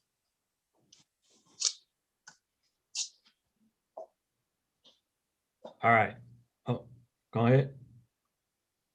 I'm with Vice Mayor, but I guess she answered the question. I just didn't see what the manager's evaluation have to do with our priorities that we want to see to make the city better. So, and the way it looks like either we're setting priorities and goals for the betterment of our city, or are we doing this to control the manager? But I just don't want it to look as a negative versus a positive, because the way it's coming across when it would explain that we're doing this to control the versus doing this for the betterment of the city. Because the way it came to me with this workshop, that we were coming here to say our priorities, what we want to see, how we want to see the city move forward, and blah, blah, blah, blah, blah. But then you brought up the manager's evaluation. So I just don't see how the two has to do with anything, because I haven't worked with this guy long enough to even have a bona fide opinion about him. So you can't ask me to evaluate somebody who I just met yesterday. So if my priorities is based on, my evaluation is based on the priorities that he only has 2 months to do, I think that's unfair. So if we can separate that language, then I'll be a little more okay with that, because the way it's coming across is, I don't like it. So we need a little assistance on that, because I had the same concerns last year during this time, same type of concerns. Hey, it's only been a few months and no evaluation took place. So that's one thing. And we got to do both of these. And if I'm it's in the same section of the contract. So that's where I'm confused. And that's what I've read. I'm not a contract specialist. I'm only one person. So I understand, Mr. Mayor, but you were the one to explain what we were doing. So we only can go by what you said. So that's why I was saying, if we're going to evaluate him, that's one separate thing. But if tonight was just to set the priorities of the commission, then let's just stick with the priorities of the commission. Because I came prepared to talk about how I wanted to see the city move forward, but then we got shifted to the evaluation of our manager. All right. So the reason why I guess I said this, we have to do this in this time period, is because those two things are interrelated. So that was my understanding, is that the time frame, it literally says in that section, March 1st to April 30th. So that's the thing. So that's why we got to get it done within this time frame, so that we're clear. So if there's a different, I guess, analysis of that, then hey, I'm more than happy to do that. But on the other hand, the main point is that yes, we have to lay out our priorities. We got to see what we want as a commission to be put forth, so that we can, the manager has clear directives of how he is supposed to move. What the problem that many times happen is that without clear directives, a manager is pushed and pulled to different directions. And that can be a challenge. So yes, the priorities is the main focus, and that's what we want to discuss is our priorities as a commission. So we have these clear goals. The vice mayor put on the table of how you want to have this conversation is that we submit these goals to the manager and he bifurcates them and then presents it to us so that we can lay out the priorities. Is there any other way anyone else wants to propose to get this done? I mean, Mr. Mayor, I'm of the opinion of the old fashioned way, let's workshop it and let's discuss it. I mean, I respect anyone else's, opinion of how they, decide to move forward. But me personally, I would like to do it in the sunshine. I would like to give an opportunity to have the community come in and provide input. I like the interactive dialogue with my colleagues. We learn from each other. We, accept each other's opinions and perspectives. So, me personally, I would favor the interactive model. But like I said, I respect my colleagues, however they wish to move forward. Mr. Mayor, I need to be clear. That what I proposed was only the ideas, not to not workshop it or bring the ideas to a workshop to have the conversation. So I want to be clear on that. I still want a workshop, but I'm saying let's do the ideology of the priorities and on the front end so that when we get to the workshop that we're not starting from step A, but A is already done. And now we can go straight to B and C and complete the workshop. But if we start from the very first, and I guess in my mind, it's old school because we're now like just going, what do you think? What do you think? What's your idea? Okay, but let's put those ideas, already present those ideas. And again, it's just if it's to complete a audit, that's your priority, that's number 2. So what I'm saying is just list out, it's just making a list and presenting that list to the manager's office, let them bucket that list and present the list so that we can have viable dialogue when we actually meet as a workshop and we're not just starting from scratch. That's the point that I'm making. All right, so I hear Vice Mayor submit these to the manager with the list so we can workshop. Commissioner Davis saying, hey, let's throw these ideas out right now during the workshop and then have another workshop to finalize whatever things. Commissioner Teller, where are you? I'm in agreement with the Vice Mayor. 1, because the hours far spent, and 2, I think if we write it down, give it to him, and then he submits it back to us based on, and we have discussion on that. But I would feel more comfortable with that because at this point, we're just going to keep going around this merry-go-round and not accomplishing anything. Okay. All right. So we got to get clarity. We got to get this done in this time frame. So by when do we want to have our next workshop to discuss this item? Mr. Mayor. Mr. Mayor, wait, Mr. Mayor, Mr. Manager, give me 1 second. Mr. Mayor, we keep talking about the time frame. Can we amend the contract to give more time to this time frame that keeps coming up? Because obviously we don't have enough time. We just got here yesterday. So to tell me that you have from March to April to come up with this and to evaluate the manager, like, can we amend? Is there a way that we can amend this contract to allow us more time? Because when the managers talked about the priorities were already set for this fiscal year. So what comes up now will affect next fiscal year. So can we amend this contract? Madam Attorney, Mr. Manager. So Listen, and I'm just going to be very, very straight up and honest. The last year and a half, the only priorities I've been working on is the mayor's. The mayor has his 4 major challenges.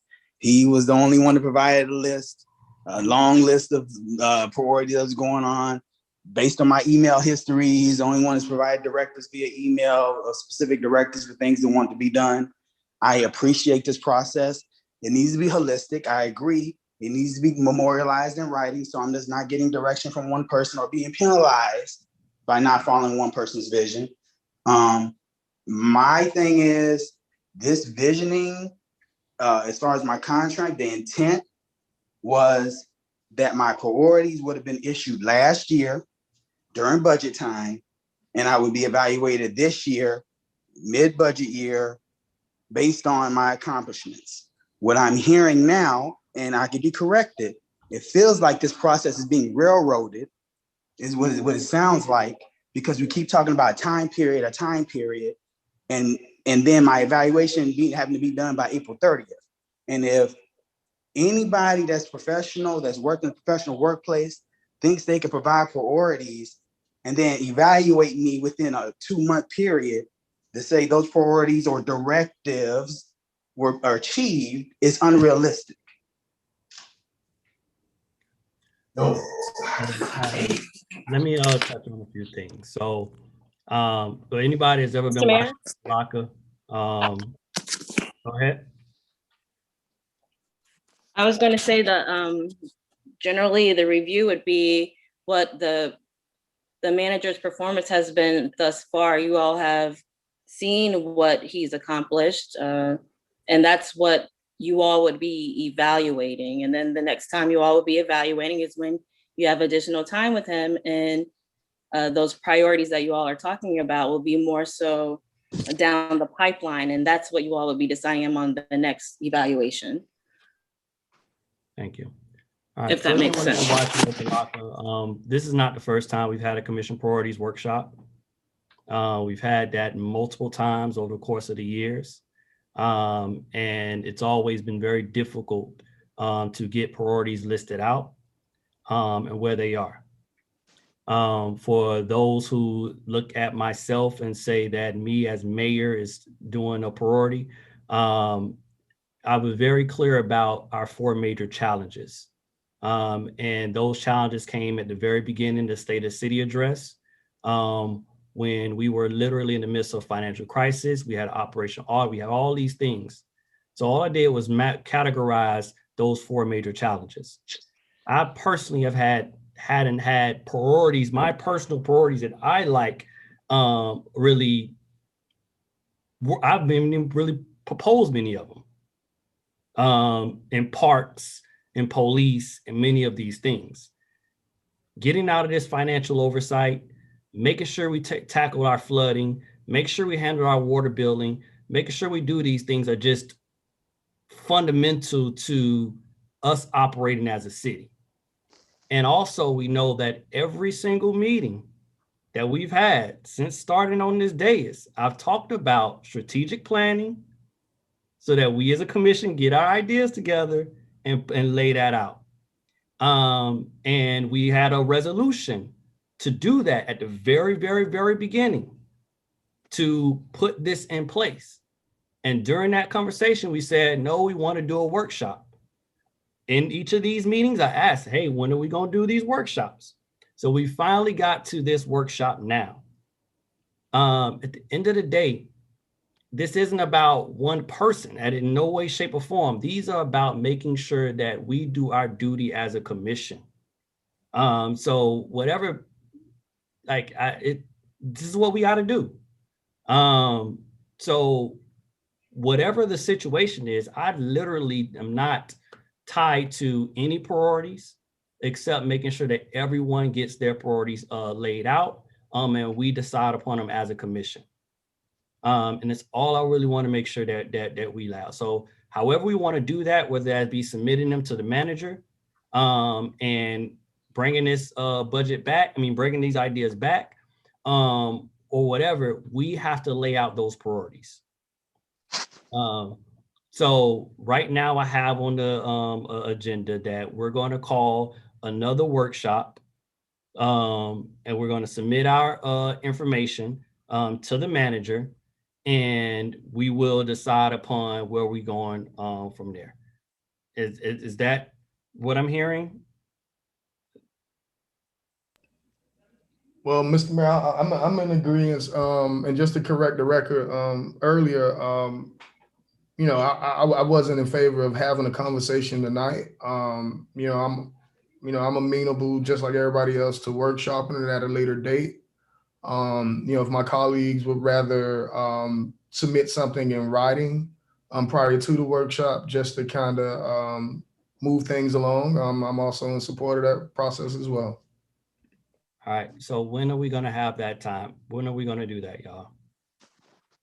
By what's our time to submit this to the manager, and when do we want to make sure that the manager's prepared to have this conversation?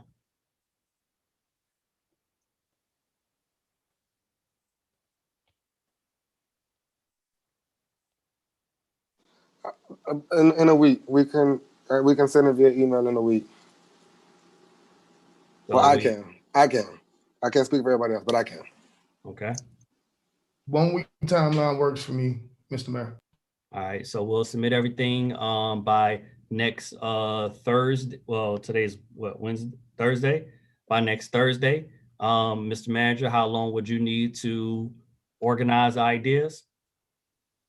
Just for basic organization and just putting everything together in a document that's reasonable, a week, if not less. I'm not going to have any financial impact or anything like that, because you guys got to agree to the priorities first. But I'll be able to gather everything together and put it in a document that is readable and realistic. All right, so we submit everything by the 11th. Manager will be ready by the 18th. When do we want to have a workshop to discuss those?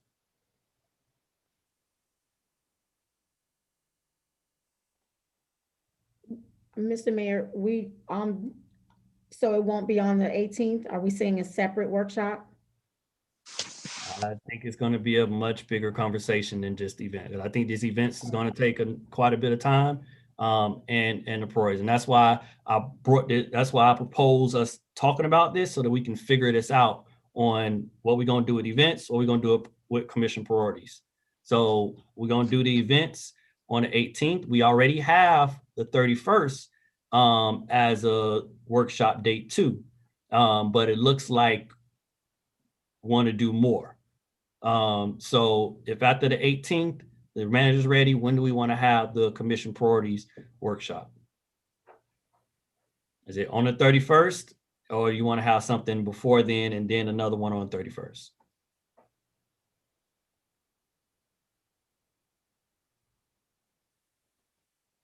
Wait, does it? Okay, I'm confused. Okay. We have a commission meeting on the 10th and the 24th.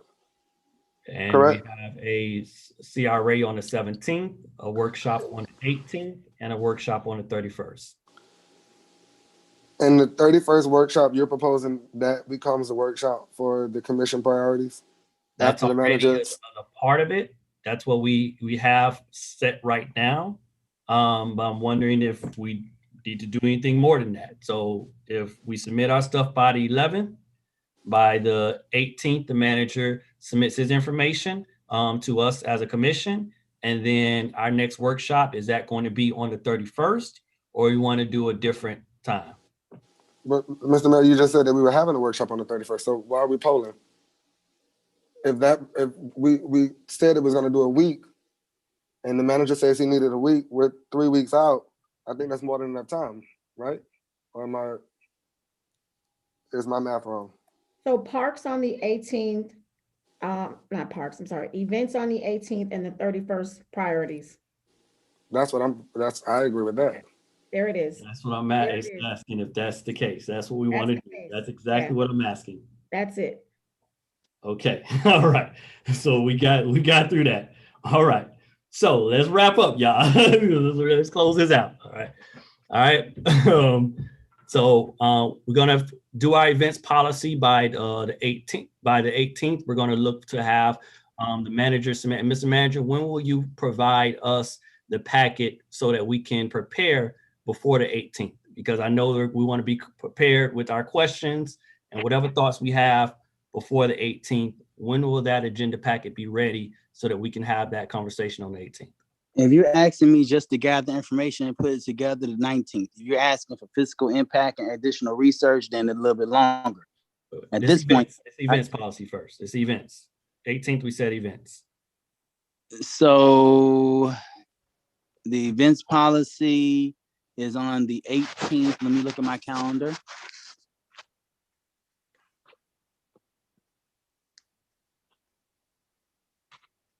Oh boy. Let's see. It's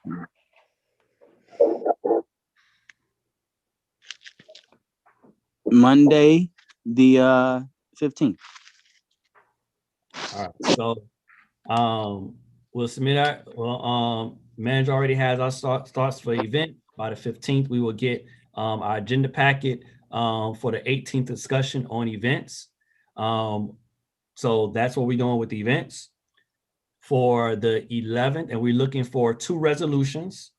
One to pass the event handbook, and then a different one to manage commission events.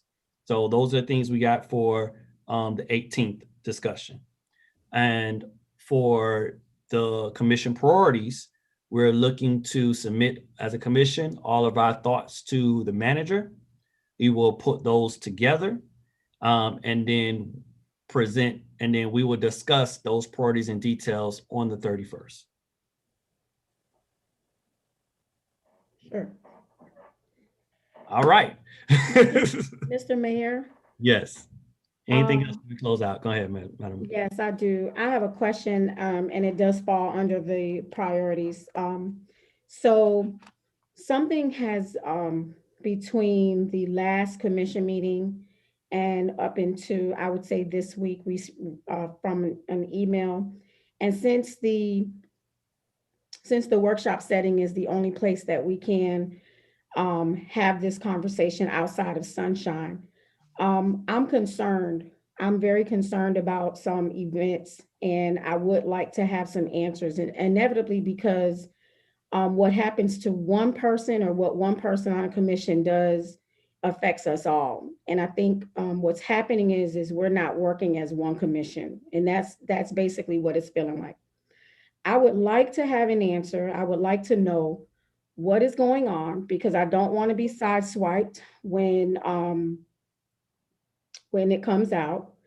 But what is going on between you, Mr. Mayor, and the manager in terms of the ACLU lawsuit? And I'm a little unclear, because at the last commission meeting, there was a discussion about Mr. Logan and having some issues about paying his bill. Yet now I'm receiving this email where you're in litigation, or you're having litigation with attached to Mr. Logan against the manager. So now there's a lot of things that's being convoluted, and I really, at this point, because I'm not seeing, and I don't know if the entire commission, but there are things that are not, that I don't know, and that is happening at, at different levels. And I need answers tonight. Awesome. Thank you. All right. Thank you for bringing that up, Vice Mayor. If you have looked at emails, the manager has started to send emails copying all of us as a commission, making allegations and accusations that are just unfounded. This started, if you know, back in with the police chief search, when there was a email sent out about a public records request I made in regards to questions in terms of the police chief search, and the manager put in writing the allegations of bullying pre-selected pick that was completely unfounded in any way. And then at that point in time, to make sure that there isn't no issues, I personally stopped having meetings or discussions outside of our agenda briefings and city manager meetings. That was a few weeks ago. On Monday of last week, as you know, we've all received an email where the manager sent a reply to a lady that inquired to our office. So this was a young lady who I believe hit me up on Facebook, and I saw writing something up on Facebook, forwarded and told her to send me an email. I forwarded that to the manager office, and then I wake up Monday morning to a response, basically the manager saying that this is a weak mayor, strong manager, form of government, and that the mayor is only one vote, and that if the person wants to continue conversations, they gotta not include myself as elected official. That email was inappropriate on a few levels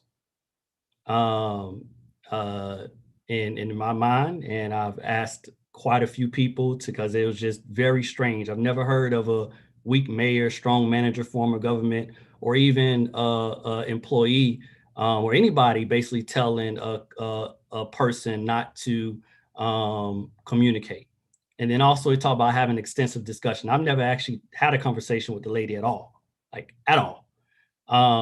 So it was pretty shocking to get a email with that language saying it's discussions, weak mayor, strong manager, form of government, and basically saying that if the constituent wants to further engage, they got to not speak to the mayor. So if you realize just less than an hour or two later, literally less than an hour or two later, I'm in a meeting with someone who called the office to set a meeting up through the legislative aid. And while I'm in the middle of the meeting with this person who just set up, all of a sudden I see assistant city manager pops up in the middle of the meeting, which I never invited. And also then, and I basically, it wasn't a conversation for management at the time. And then the city manager, it's like somebody just walking inside of a meeting while you're just having a meeting. And both of them I didn't let them into the meeting. During that time, you saw that literally while I'm still on the phone having a conversation with the person, we get an email basically saying that myself as an elected official cannot utilize Zoom to meet with anybody. Those emails are public record. Anybody can request and see those emails. And at the time, those emails got to people, and this is going to relate to this ACLU things, people within the Opa-locka CDC. And they made their own inquiries. I've never spoken to the ACLU, never spoken to the young lady, and they're moving on those things. So there was a few inaccuracies that's been put in these emails, and unfortunately, due to sunshine, we cannot reply to all. So just because I'm not a big thing about all this drama, like we do our job, we keep moving, I'm very just straight about what we need to do in the city. So with the initial email, basically telling constituents not to meet, and then second, revoking rights for myself to have any type of meetings, those are very concerning. Very, very concerning, because it was basically saying that, number one, if the manager can't walk into a room, sit and listen in on the meeting, not say anything, and then walk out of any of our meetings, that he has the right and ability to remove and revoke our ability to have meetings, basically close the door and lock it and tell us we can't meet with anybody. And that was a very big concern to myself, and anybody should be, because we all duly elected. And if the manager has the right to basically close our doors and tell us we can't meet with anybody, that's a problem. Simple as that.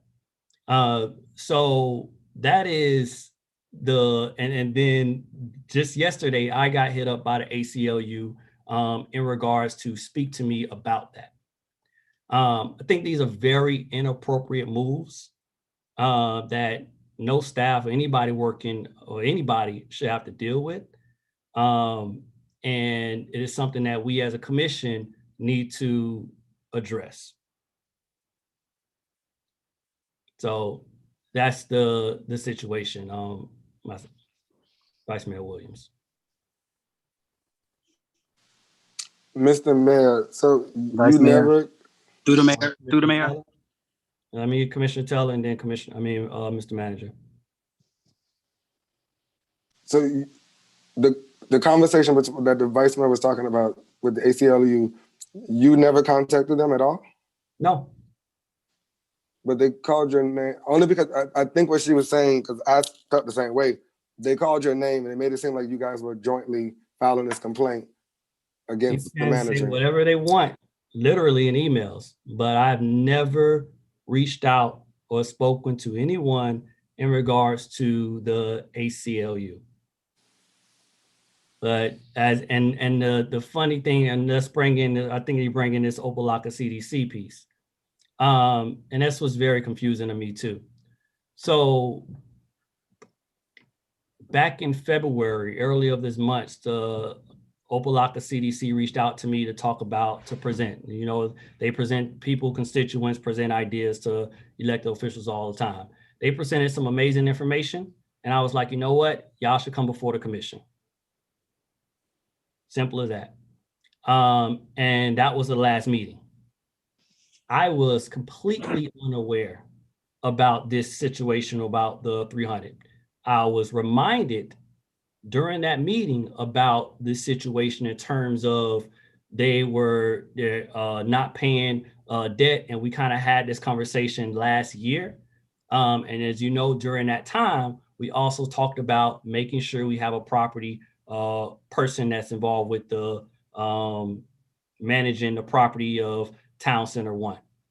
So the way that conversation went, number one, I expressed that during our agenda briefing. I did not like that coming up in that particular way, which we all weren't all informed and briefed on the situation and what's going on. And then two, just the assumption and appearance as if there's something going on.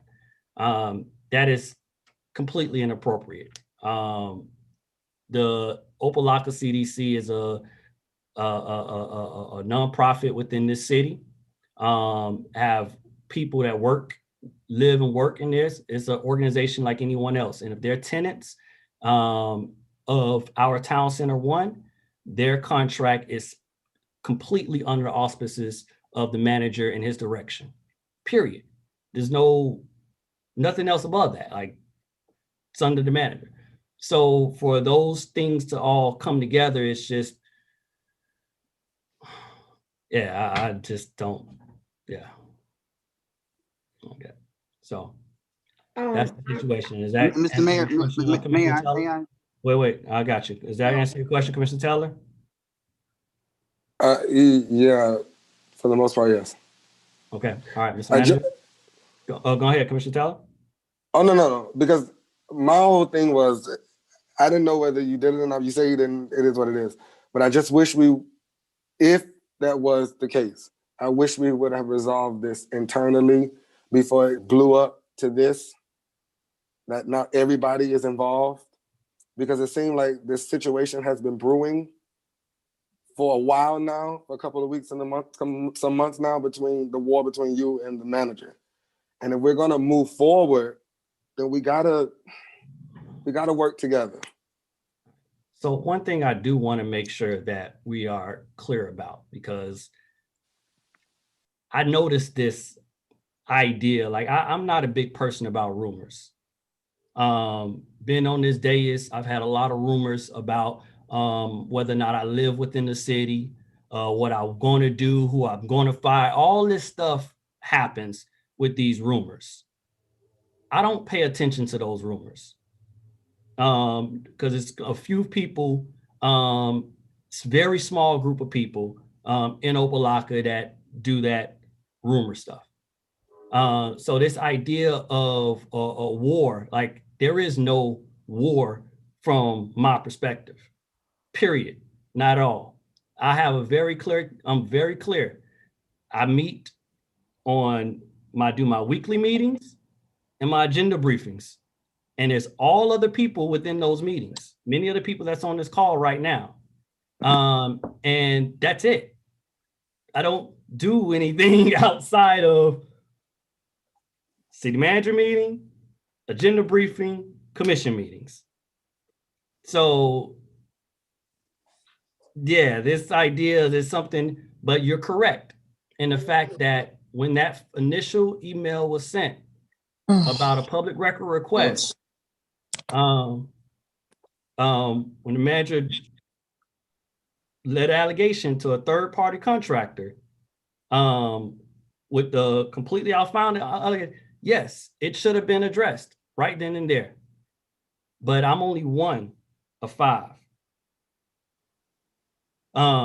So yes, those things should be addressed, and it is on us because we are the commission to do that. So with that, go ahead, Mr. Manager. Mr. Mayor, first, I appreciate your comments, and I say this with a humble heart. On last week, I assumed that we were going moving towards a place of resolution. I made certain statements during the meeting. You say respect on many levels. I think we're on a good place. I call you on Saturday to give you an update on Glorietta. We talk on Monday. You told me on Monday, oh, I'm not answering any of your calls unless it's an emergency. And so in my mind is, how do you know if it's an emergency if you're not going to answer my phone calls? That's the first thing. I was caught off guard about this ACLU situation. And like I said, Ms. Goldwire, for your information, and Assistant City Manager can attest, we have met with Ms. Goldwire. So we've never denied meeting with her.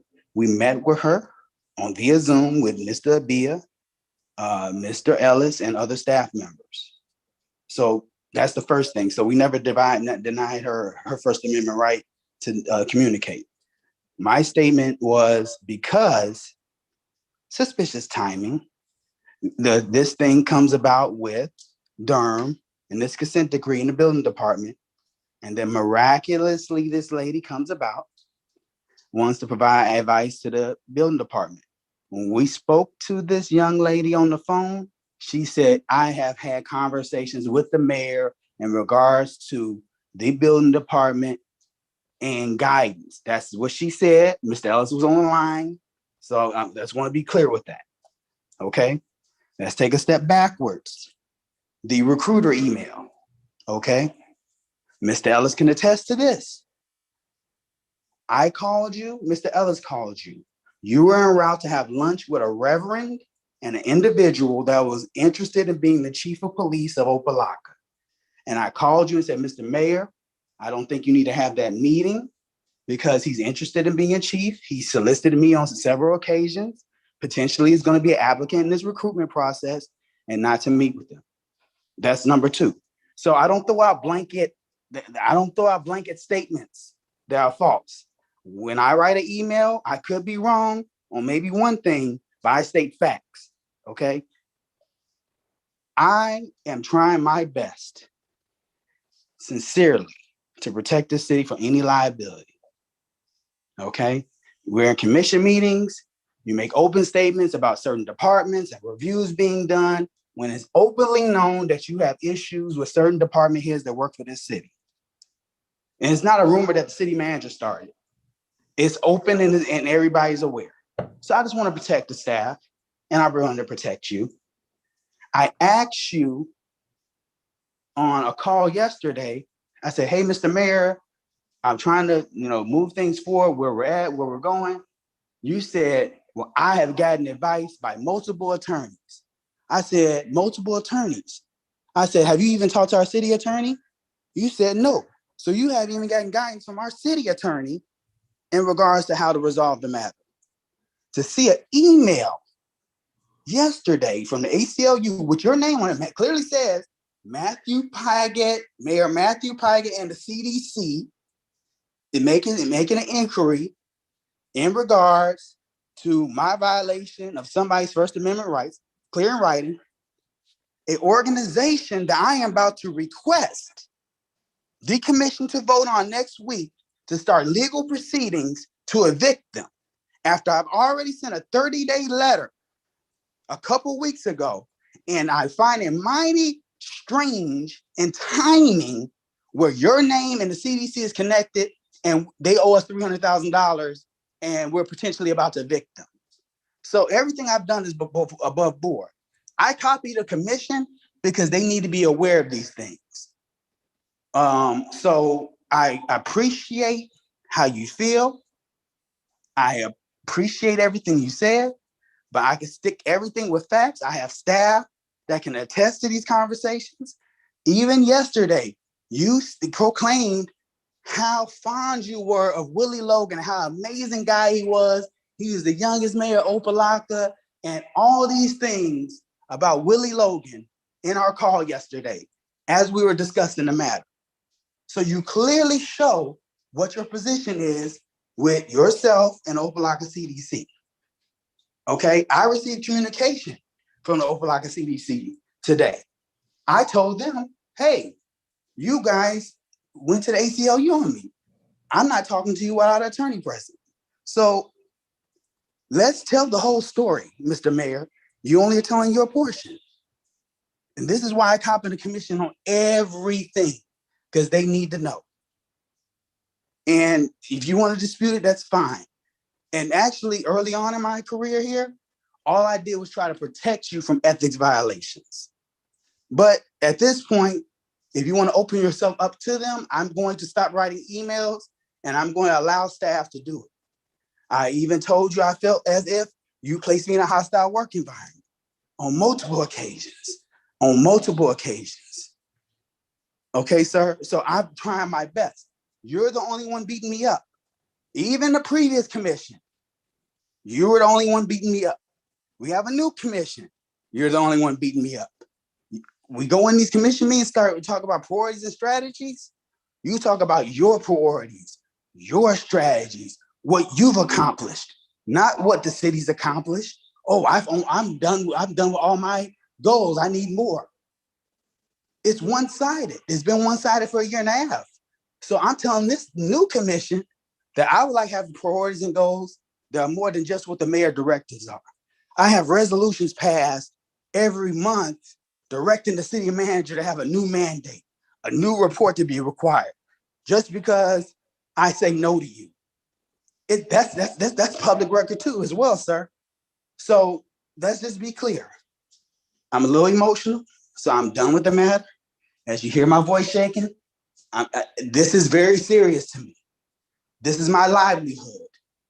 And again, the email was clear. Mayor Matthew Pygott and the CDC. Mayor Matthew Pygott and the CDC. Yes, I did forward it to the commission. If you find my emails a little brusque or a little upfront, I apologize. It's not my goal to degrade you. And let me ask this one question. And it doesn't have to be answered. Who shared this email with our elected officials, our county commissioners, and these various other elected officials that knew about this, and the CDC? Who shared this email? It wasn't Manager Pate. I assure you, it wasn't the other 400 days. It was you. And now the Miami Herald has requested 1 year history of all our emails. I wonder what that's going to come out to be. So, Mr. Mayor, as you ask me to look in the mirror, I will. And I humbly ask you to look in the mirror too. Thank you. So let me make a few clear statements. Mr. Manager, we brought you here as our city manager, as a former chief of police, and an internal auditor. And one of your duties is to report all issues of violations. And I strongly encourage you to do so. Because the allegations are not conducive to great working relationships. No elected official should have, and it's for all of us, none of us should have to worry about what we say and what we want put forth as some type of ethics violation. And that's not a good position for any of us to be in. So I strongly believe we just put it to ethics if there's anything that I've done wrong, because I know I have not, number one. Second, the allegation is also made about so-called meeting with a potential person. People want to meet with us all the time as an elected official. So at that point in time, when I was going to a meeting with someone, with a pastor, the manager rightly called and said, hey, this person is potentially, this pastor is connecting to a potential applicant, and I don't think it's appropriate. That meeting never took place. And I spoke to that pastor and told him not to do that ever again, to invite me to any meeting with somebody that's involved in that maybe, and this is, I believe this was actually before we even started the process. So I don't know the timing to figure that out. Simple as that. But it didn't happen. So, and I've never even proffered that person's name. I've never had no one person named proffered for police chief search or anything. Yes, I have expressed my displeasure with departments, and I'm not the only one on this commission that's done that. We have a right to do that to the manager, period. That is in our charter, that is in our administrative code, is that we have the right and ability to express any concerns that we or our constituents as duly elected people of the people say. So that is my duty, is to do that. What I'm very concerned about, and this is to my colleagues, is that as an elected official, asking questions and asking for reports on challenges that we're facing as a city should not be taken as if it's bullying, hostile, or any of that situation. In every question I've ever asked in the city commission, in the agenda briefing, city manager meetings, I've also spoke about on the dais. So there's no other situation. And this is untenable. This is something that needs to be addressed. And I definitely want my colleagues to weigh in, because I really don't like this thing as if it's one against other, because I don't have things that I personally want to do in Opa-locka. Everything is about the people that elected. And remember, I got elected when this city was not right on many levels. And it was because of people not asking questions, people not holding management accountable. And the people that elected myself as one vote on this, elected me with that determination that I will come in, ask these questions, and hold this government accountable. And I'm going to continue to do that no matter what anybody may try and allege to say. Simple as that. But at the end of the day, to my colleagues, I would like to know, do you think that those emails that were sent on Monday and Tuesday are appropriate. And whether or not y'all believe that the manager has to say, don't meet with one of you at any point in time, and also has the right to take away your ability to meet with constituents. Any of y'all believe that is what should be the policy and procedure in the city of Opa-locka? Mr. Mayor, may I respond? Wait, this is for my Because colleague. you're asking a question that's loaded, and I like to respond. Yeah, Mr. Mayor, let's at this point, I think we should just go ahead and end this because this is getting out of hand. The vice mayor asked the question, you answered the question. So I'm proposing that we end this meeting because this is going left pretty quickly. And this is not an appropriate Very true. manner. So you just said you were willing to come to resolve. Let's squash it. We move forward for the betterment of the city. This is not going to help our situation at all. So we're gonna work together. Let's work together. So the questions is not necessary at this point. The answers to those questions are not necessary at this point. Right, I hear your opinion, Madam Vice Mayor. Honestly, I would like to hear the opinion of the other two commissioners that's been here longer than me. All right. Commissioner Davis. Mr. Mayor, well, my opinion is clear. I've stated it several times on the DSN. To anybody who come up and ask me, my position doesn't change. I understand, this form of government that we operate in. Mr. Mayor, I applaud you for, taking on these challenges and actually leading, the pathway that we're now following down to reform this city. When it was first mentioned and when I first saw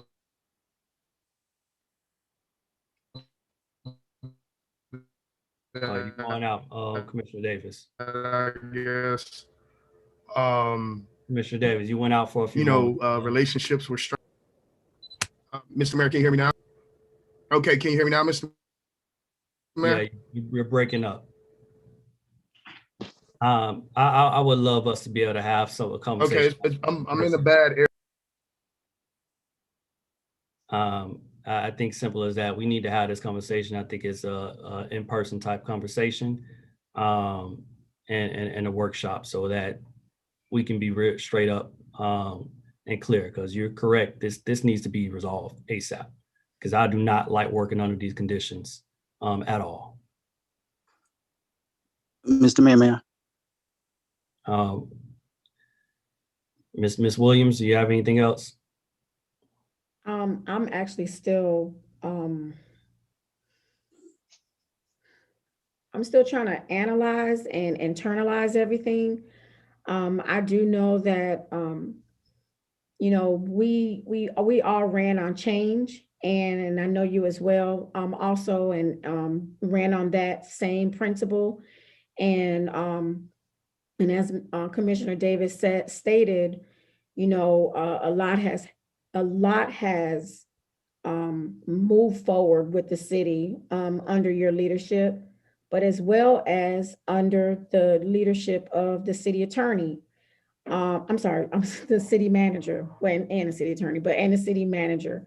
So it leaves us at a crossroad, because what it sounds like is there are a lot of outside bickering, and there are a lot of conversations that are being had that we're not privy to.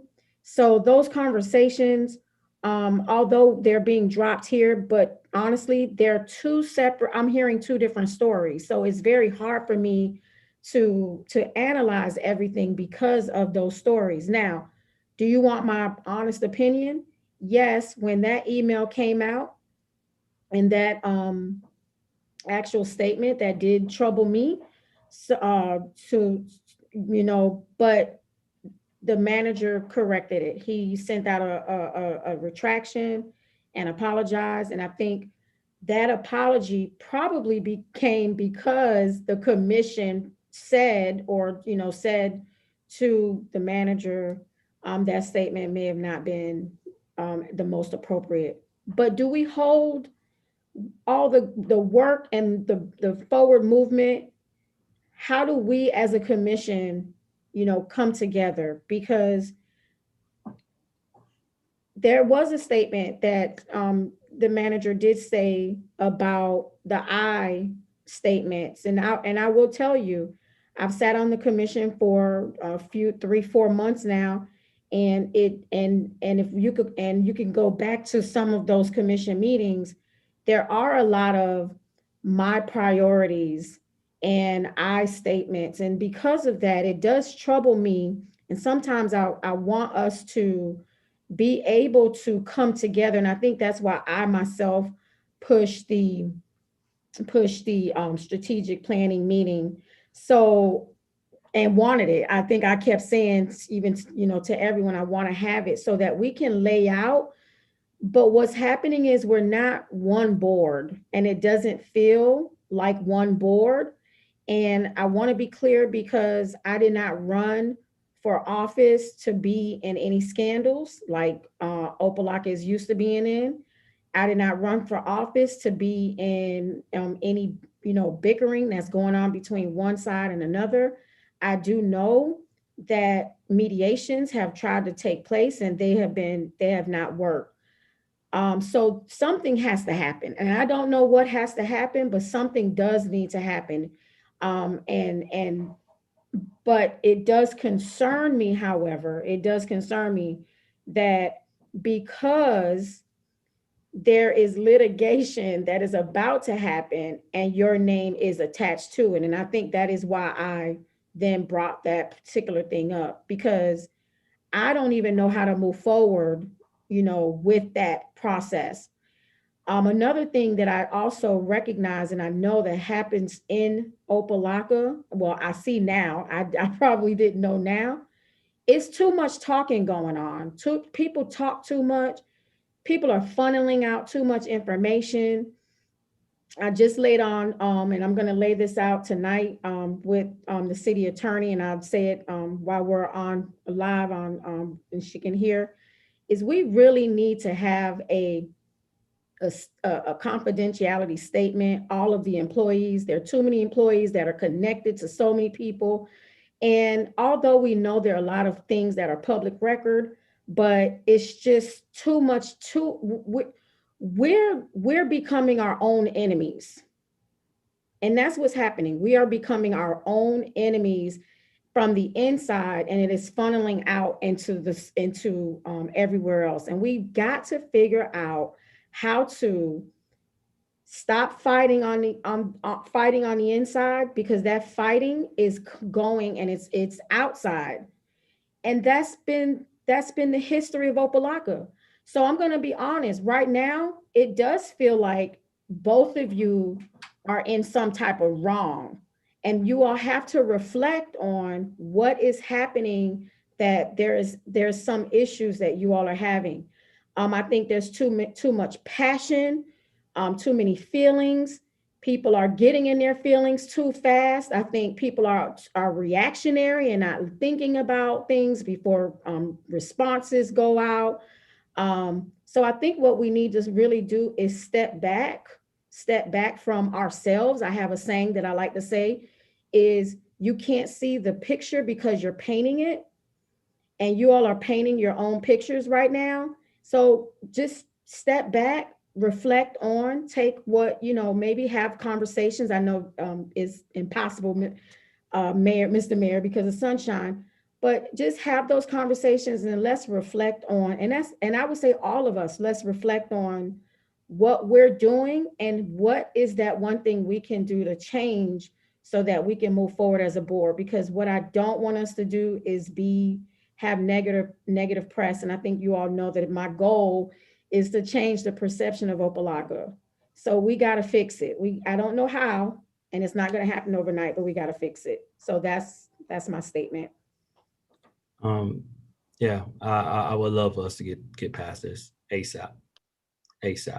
And when that initial email about police went out, one of the things I did to make sure was to relegate meetings to briefings, agenda briefings, and weekly meetings, and that's it.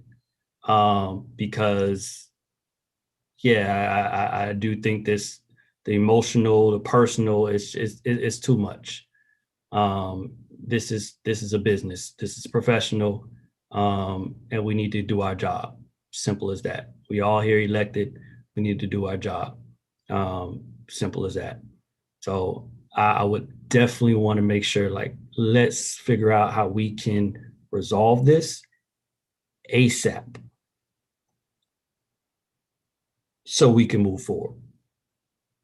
Simple as that. But I'm telling you personally, I am going to relegate my conversations with the manager to only meetings with other people in it. That's where I'm at, with Monday meetings and the agenda briefings. That is clear. If there are any type of other conversations that need to be had, there are other emergencies. Of course, I got to answer the phone for emergencies. And there are ways to let us know when emergencies are created. But I think it's important that other people are in the room, because yeah, this isn't yeah, those allegations. There's been plenty of times people come up with allegations. That's part of what people do to leave out the city. Simple as that. That happens, period. So I'm all for making sure we figure this out. And this conversation about commission priorities is fundamental to that. Because as long as we put our priorities together and we lay those priorities out, there is no question after that. Because we know what we want to do and we're focused on what we want to do. Oh, Commissioner Davis, I know you cut off. Are you back on now? Yes, Mr. Mayor, I'm here. All right. Anything else? I think I'm still in a bad spot. My internet is in and out, so I just reserve my comments to whatever public forum we decide to schedule. So, Vice Mayor, I appreciate your leadership in bringing this, and I will be more than happy to figure out how we can have a meeting to come to some type of resolution. We're clear about our goals, and we're able to move forward with that. More than happy to make that happen. So you let me know. As I said, we've tried meetings to discuss, but those emails keep coming. And those allegations keep coming, and those rumors keep coming. And it's like, it's not stopping. So I would love to put the nail in this, because I've never spoken about this before this meeting, because I don't care for this drama. It's one of the things that people always say, that over the past few years, the amount of negative publicity in Opa-locka has gone down tremendously. And it's a big part to how we hold these public meetings and what we say in these meetings and how we move as a commission in addressing these issues. So it is very important, for the sake of all those who love and respect this city, to know that us as elected officials, as administration, all of us are moving to make sure we represent this city as best as possible in word and deed every single time we speak, we move, we have meetings, we write emails that is representative of the people that we represent. So, Madam Vice Mayor, how would you want to try and Mr. Mayor, we haven't heard from Commissioner Burke. Commissioner Burke isn't on the phone. Mr. Mayor, may I make a statement? Go ahead, Mr. Manager. Um, I'm open to whatever anybody wants to do. I've spoken to each commissioner individually in regards to my feelings on the matter and attempts to speak to you in regards to it. You yourself stated on last week, much respect on multiple levels. I thought we were in a different place. I get into our meeting, you say you're not going to take my phone calls and various different things like that.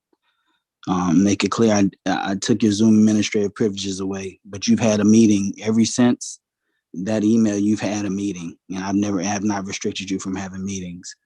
And the reason I canceled our Monday meetings and agenda briefings, to be perfectly honest with you, I don't feel comfortable being in the same environment that you're in, because just that quick as I sat here and emotionally made my statement, you didn't acknowledge anything that I said. You denied everything, like you have done nothing. You have not even admitted to anything that you could have remotely have done wrong. And you sit here and you just solidly have this stance that you're perfect and everything is fine. And I cannot trust to work with somebody like that and be in these meetings where I feel like I'm being targeted. I'm being targeted by you. We can poll Commissioner Kelly. You can poll Commissioner Bass. You can poll the old commission. You can poll this commission. None of these commissioners, even the new ones, I've never said a disrespectful word to anybody. I've never said a disrespectful word to any of the old commission, never. And you portray me to be this horrible person. And that's defamation of my character, sir. And then you want to sit here and say, well, I want to schedule a workshop to defame me even more, because that's what it is. You want to call a workshop to discuss my performance, what I'm doing wrong, but you're not taking onus for anything. And I'll just leave it at that and let the public's perception go where it may go. But if I'm man enough to say, hey, I apologize, I did something wrong, or maybe I should say something different, for God's sake, give me something. You're sitting here just straight faced with a pre-written speech, and you're not taking any type of accountability for anything about anything. And I am moving the city forward, and there are staff that's concerned. I have letters on my desk of staff members feel like they work in a hostile work environment because of you. I have staff that complain to me about the Monday meetings and being pulled and all these reports being required. I don't see any other commissioner requesting the extensive amount of reports that you're requesting. So it's skewed. This is a skewed look here. And it's very concerning to me. And I'm putting that out in the public. And I will take appropriate action to defend myself if I need to. And that's legal action. I don't want you to feel like I'm threatening your person. I mean, legally. Thank you.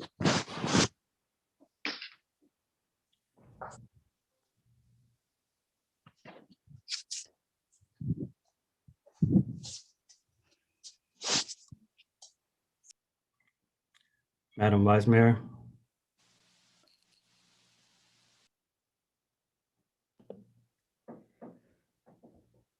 So I am going to table this discussion. I'm not sure if you said earlier something about a workshop. I didn't think we needed a workshop for this. I brought it up so that it can come out and be out in the air so that we can, talk about it now. I think a lot has been said, and I think that we're going to continue it's just going to be back and forth. So it doesn't look like it's going to come to a resolve tonight.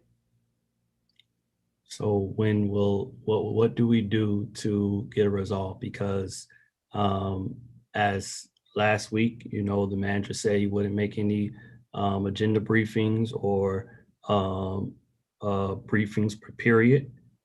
And remember, those are meetings with quite a few others in there. And if you ask any of these questions, they're very clear. questions that are followed up upon, like very clear. I don't think anybody would say that a question that I've asked is inappropriate or wrong. Yes, I do ask quite a bit of questions. No thought about that, because we have a lot of issues in the city we must tackle. So what's stated right now, the manager has also stated of not meeting, even in any environment. So this is an environment here. Our weekly meetings are an environment. Our agenda briefings are an environment. And the manager has written and also publicly stated during these meetings that he wants to completely stop providing any information or allowing the mayor, an elected official, the opportunity to ask questions about what's coming before on our agenda. You're the only one to have these meetings, sir. You're the only one that has these meetings. Only one out of the whole commission, Mr. Mayor. We did a training. I would encourage everyone to look at it by the Florida League of Cities. And the Florida League of Cities stated that as elected officials, it is appropriate and good for us to have weekly meetings with the manager. Just because I'm the only one that's doing it does not make it wrong. That is what I'm supposed to do. And I'm gonna do my job. So I do think this is something that we need to be clear about as a commission. Because if we are saying that we're going to allow for the manager to say, I'm not going to meet with the duly elected representative or with anybody, because I'm still a resident of this city too. And he says that on record, and we just say, let's move on. That is an assent to that statement. And me, representing the people that put me in office, I have a big problem with that, because that does not allow myself to do this job. Like, we'll be completely inept. I will be completely inept as an elected official if I'm not able to speak to anyone about the challenges that the people come to me with. And remember, I'm the point person. Everyone comes to the mayor. Everyone comes to the mayor. It's crazy. I have more meetings because everyone comes to the mayor's office. Like, it's not yes, we may want to put this as though Matthew Pygott, but this is the mayor. It says mayor and commission. So naturally people come to the mayor. Like, that's part of this job. So I think that's something that we need to address ASAP. And if we're not going to address it today, it's something that we need to address ASAP. Mr. Mayor, I can address that now. Mr. Ellis, the assistant city manager, will be free to meet with you during those meetings. At this point, I feel any conversation that we have is futile unless there's a mediator. I've requested and asked you on multiple times to have a third party mediate before us. You've refused that. You refused that. You put people on phone calls when I call you. I try to call you personally, and you put witnesses on the phone. I don't. You've never attempted to formally sit down and mediate during this instance with me at all whatsoever. So I think this can be resolved between me and you. I think a sit down with a third party needs to happen. Moving forward, as far as your meeting, so you don't feel like you don't have any information, I will have the assistant city manager available to you to sit in those meetings with staff, because that's what's required per our charter. So it doesn't look like you're intermingling in day-to-day operations. And I'll have Mr. Ellis be available for you. and you have your meetings. I had just had a meeting with you yesterday. I had a meeting with you on Monday. At this point, based on your statements tonight and this ACLU allegation between you and Opa-locka CDC, how should I feel comfortable sitting in an open room in a meeting with you? Should I feel comfortable?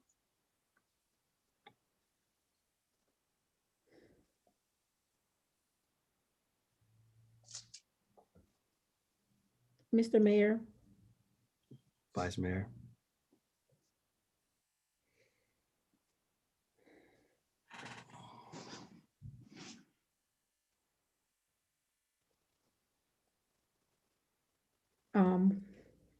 This is very sticky. And I also sense that the more we go around, the more we go at it, the more things are going to come out that shouldn't. And I'm not saying that we should just end it, cut the conversation, but I will say this: we are elected officials, and as elected officials, and this is outside of anything else. I can, say what, like I said, I've expressed to you what some of the things that I thought were inconsistent with what you said about even the priorities. However, we are elected officials. As elected officials, if any of us ask for agenda briefings,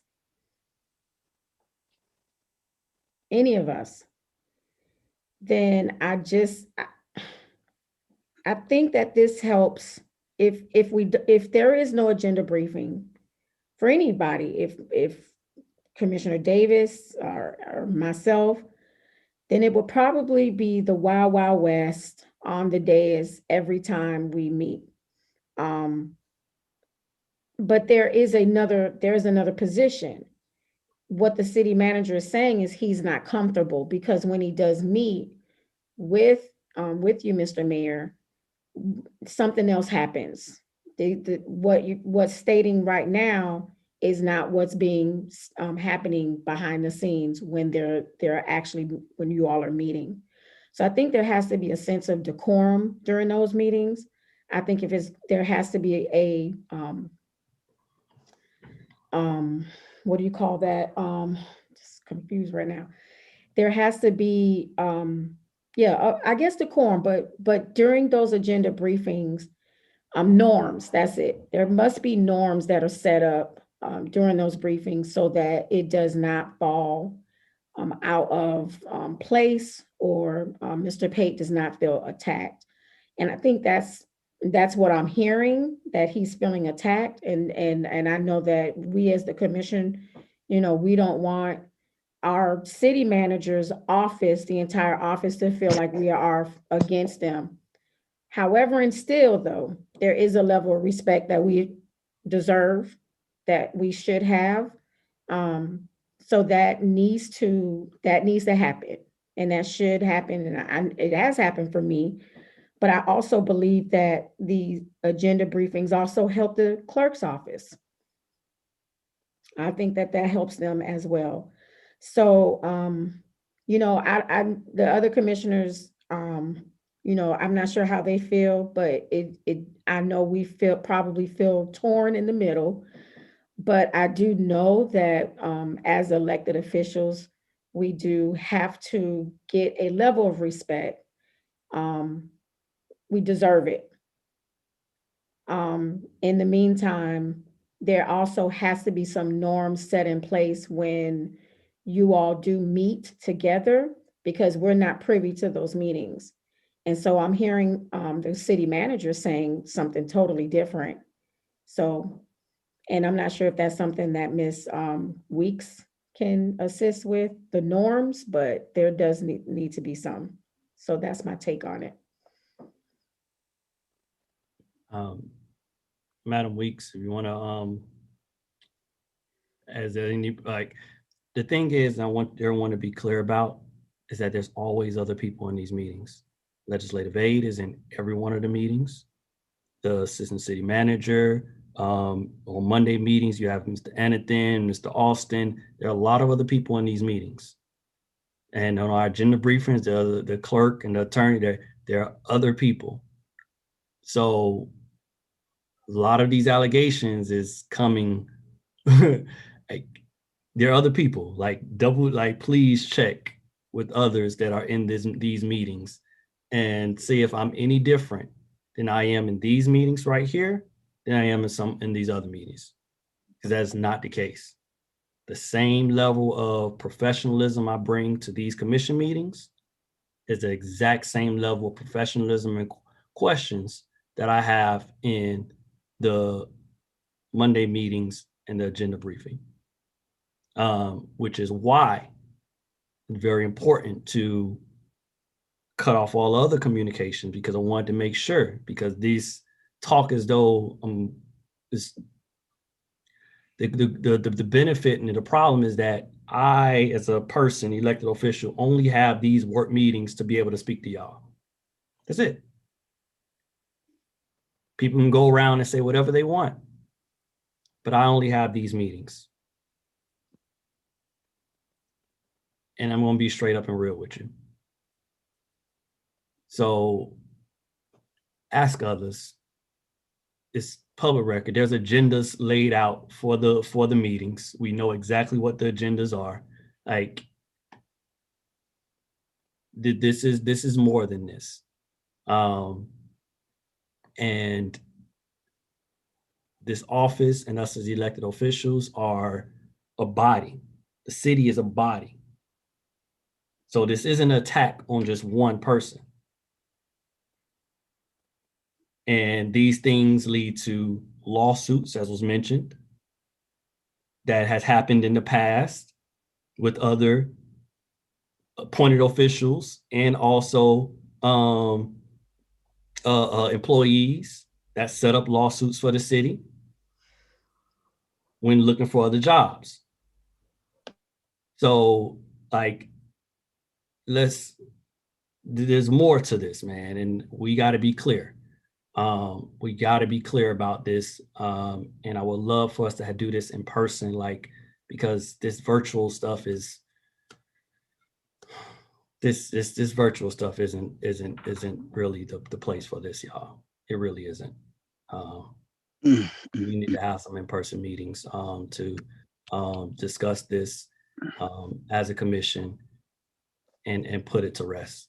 And I don't even like the fact that some mediator, as our city attorney, we have people within, like, I don't, unless no, this, we five are the authority within this city, and we got to talk about these things. That's unfortunate many times because of the carefulness of this, but it's on us. And I only have the ability to speak to y'all and address anything during these meetings. So let's wrap up though, because this is a long meeting, y'all. We got Mr. Mayor, but you made wait. Can I get wait? Can I get Commissioner Taylor, Commissioner Davis? Y'all say y'all last word. We gotta wrap this up and Mr. Mayor, you just made an allegation that I'm trying to set the city up for litigation and look for another job. You just made a statement like that during your speech. Like, is that conducive? I'm done with it, Mr. Mayor. I have nothing else to say. And you can have your meetings. They'll be set up appropriately with the assistant city manager. But look at your speech and what you're saying and how you're defaming me even while you're talking. Does anybody not hear this?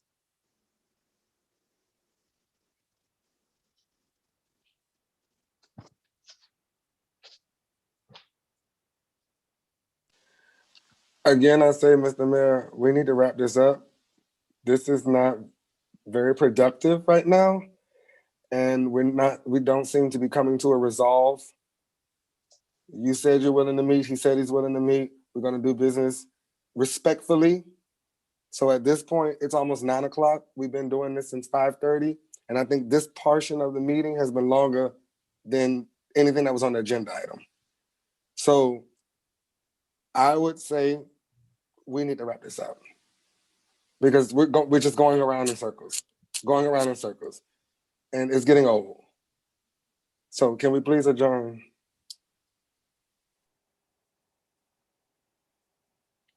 All right, Mr. Davis, you got anything before we wrap up?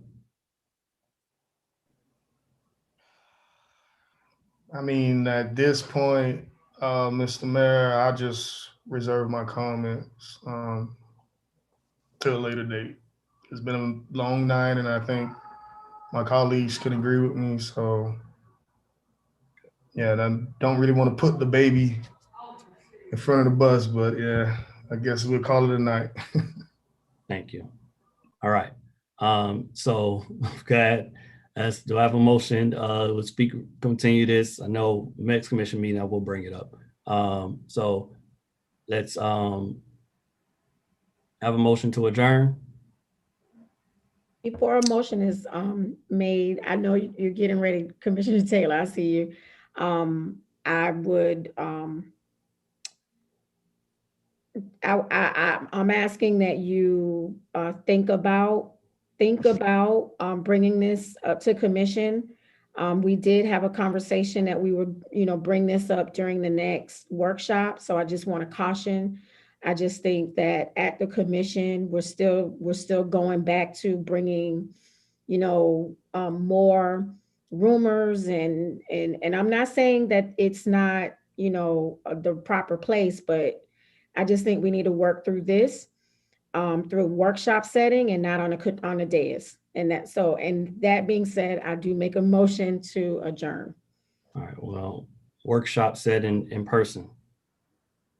I'm fine with that. Okay. Yes. All right. So we can to that 31st commission priorities. After we go through our priorities, let's plan to have that at the as an in-person meeting, and we'll deal with it from there. Okay. All right. All right. There's a motion on the floor. Motion to adjourn. All right. Moved by Commissioner Taylor. Have a good evening, everyone. Long night. Take care.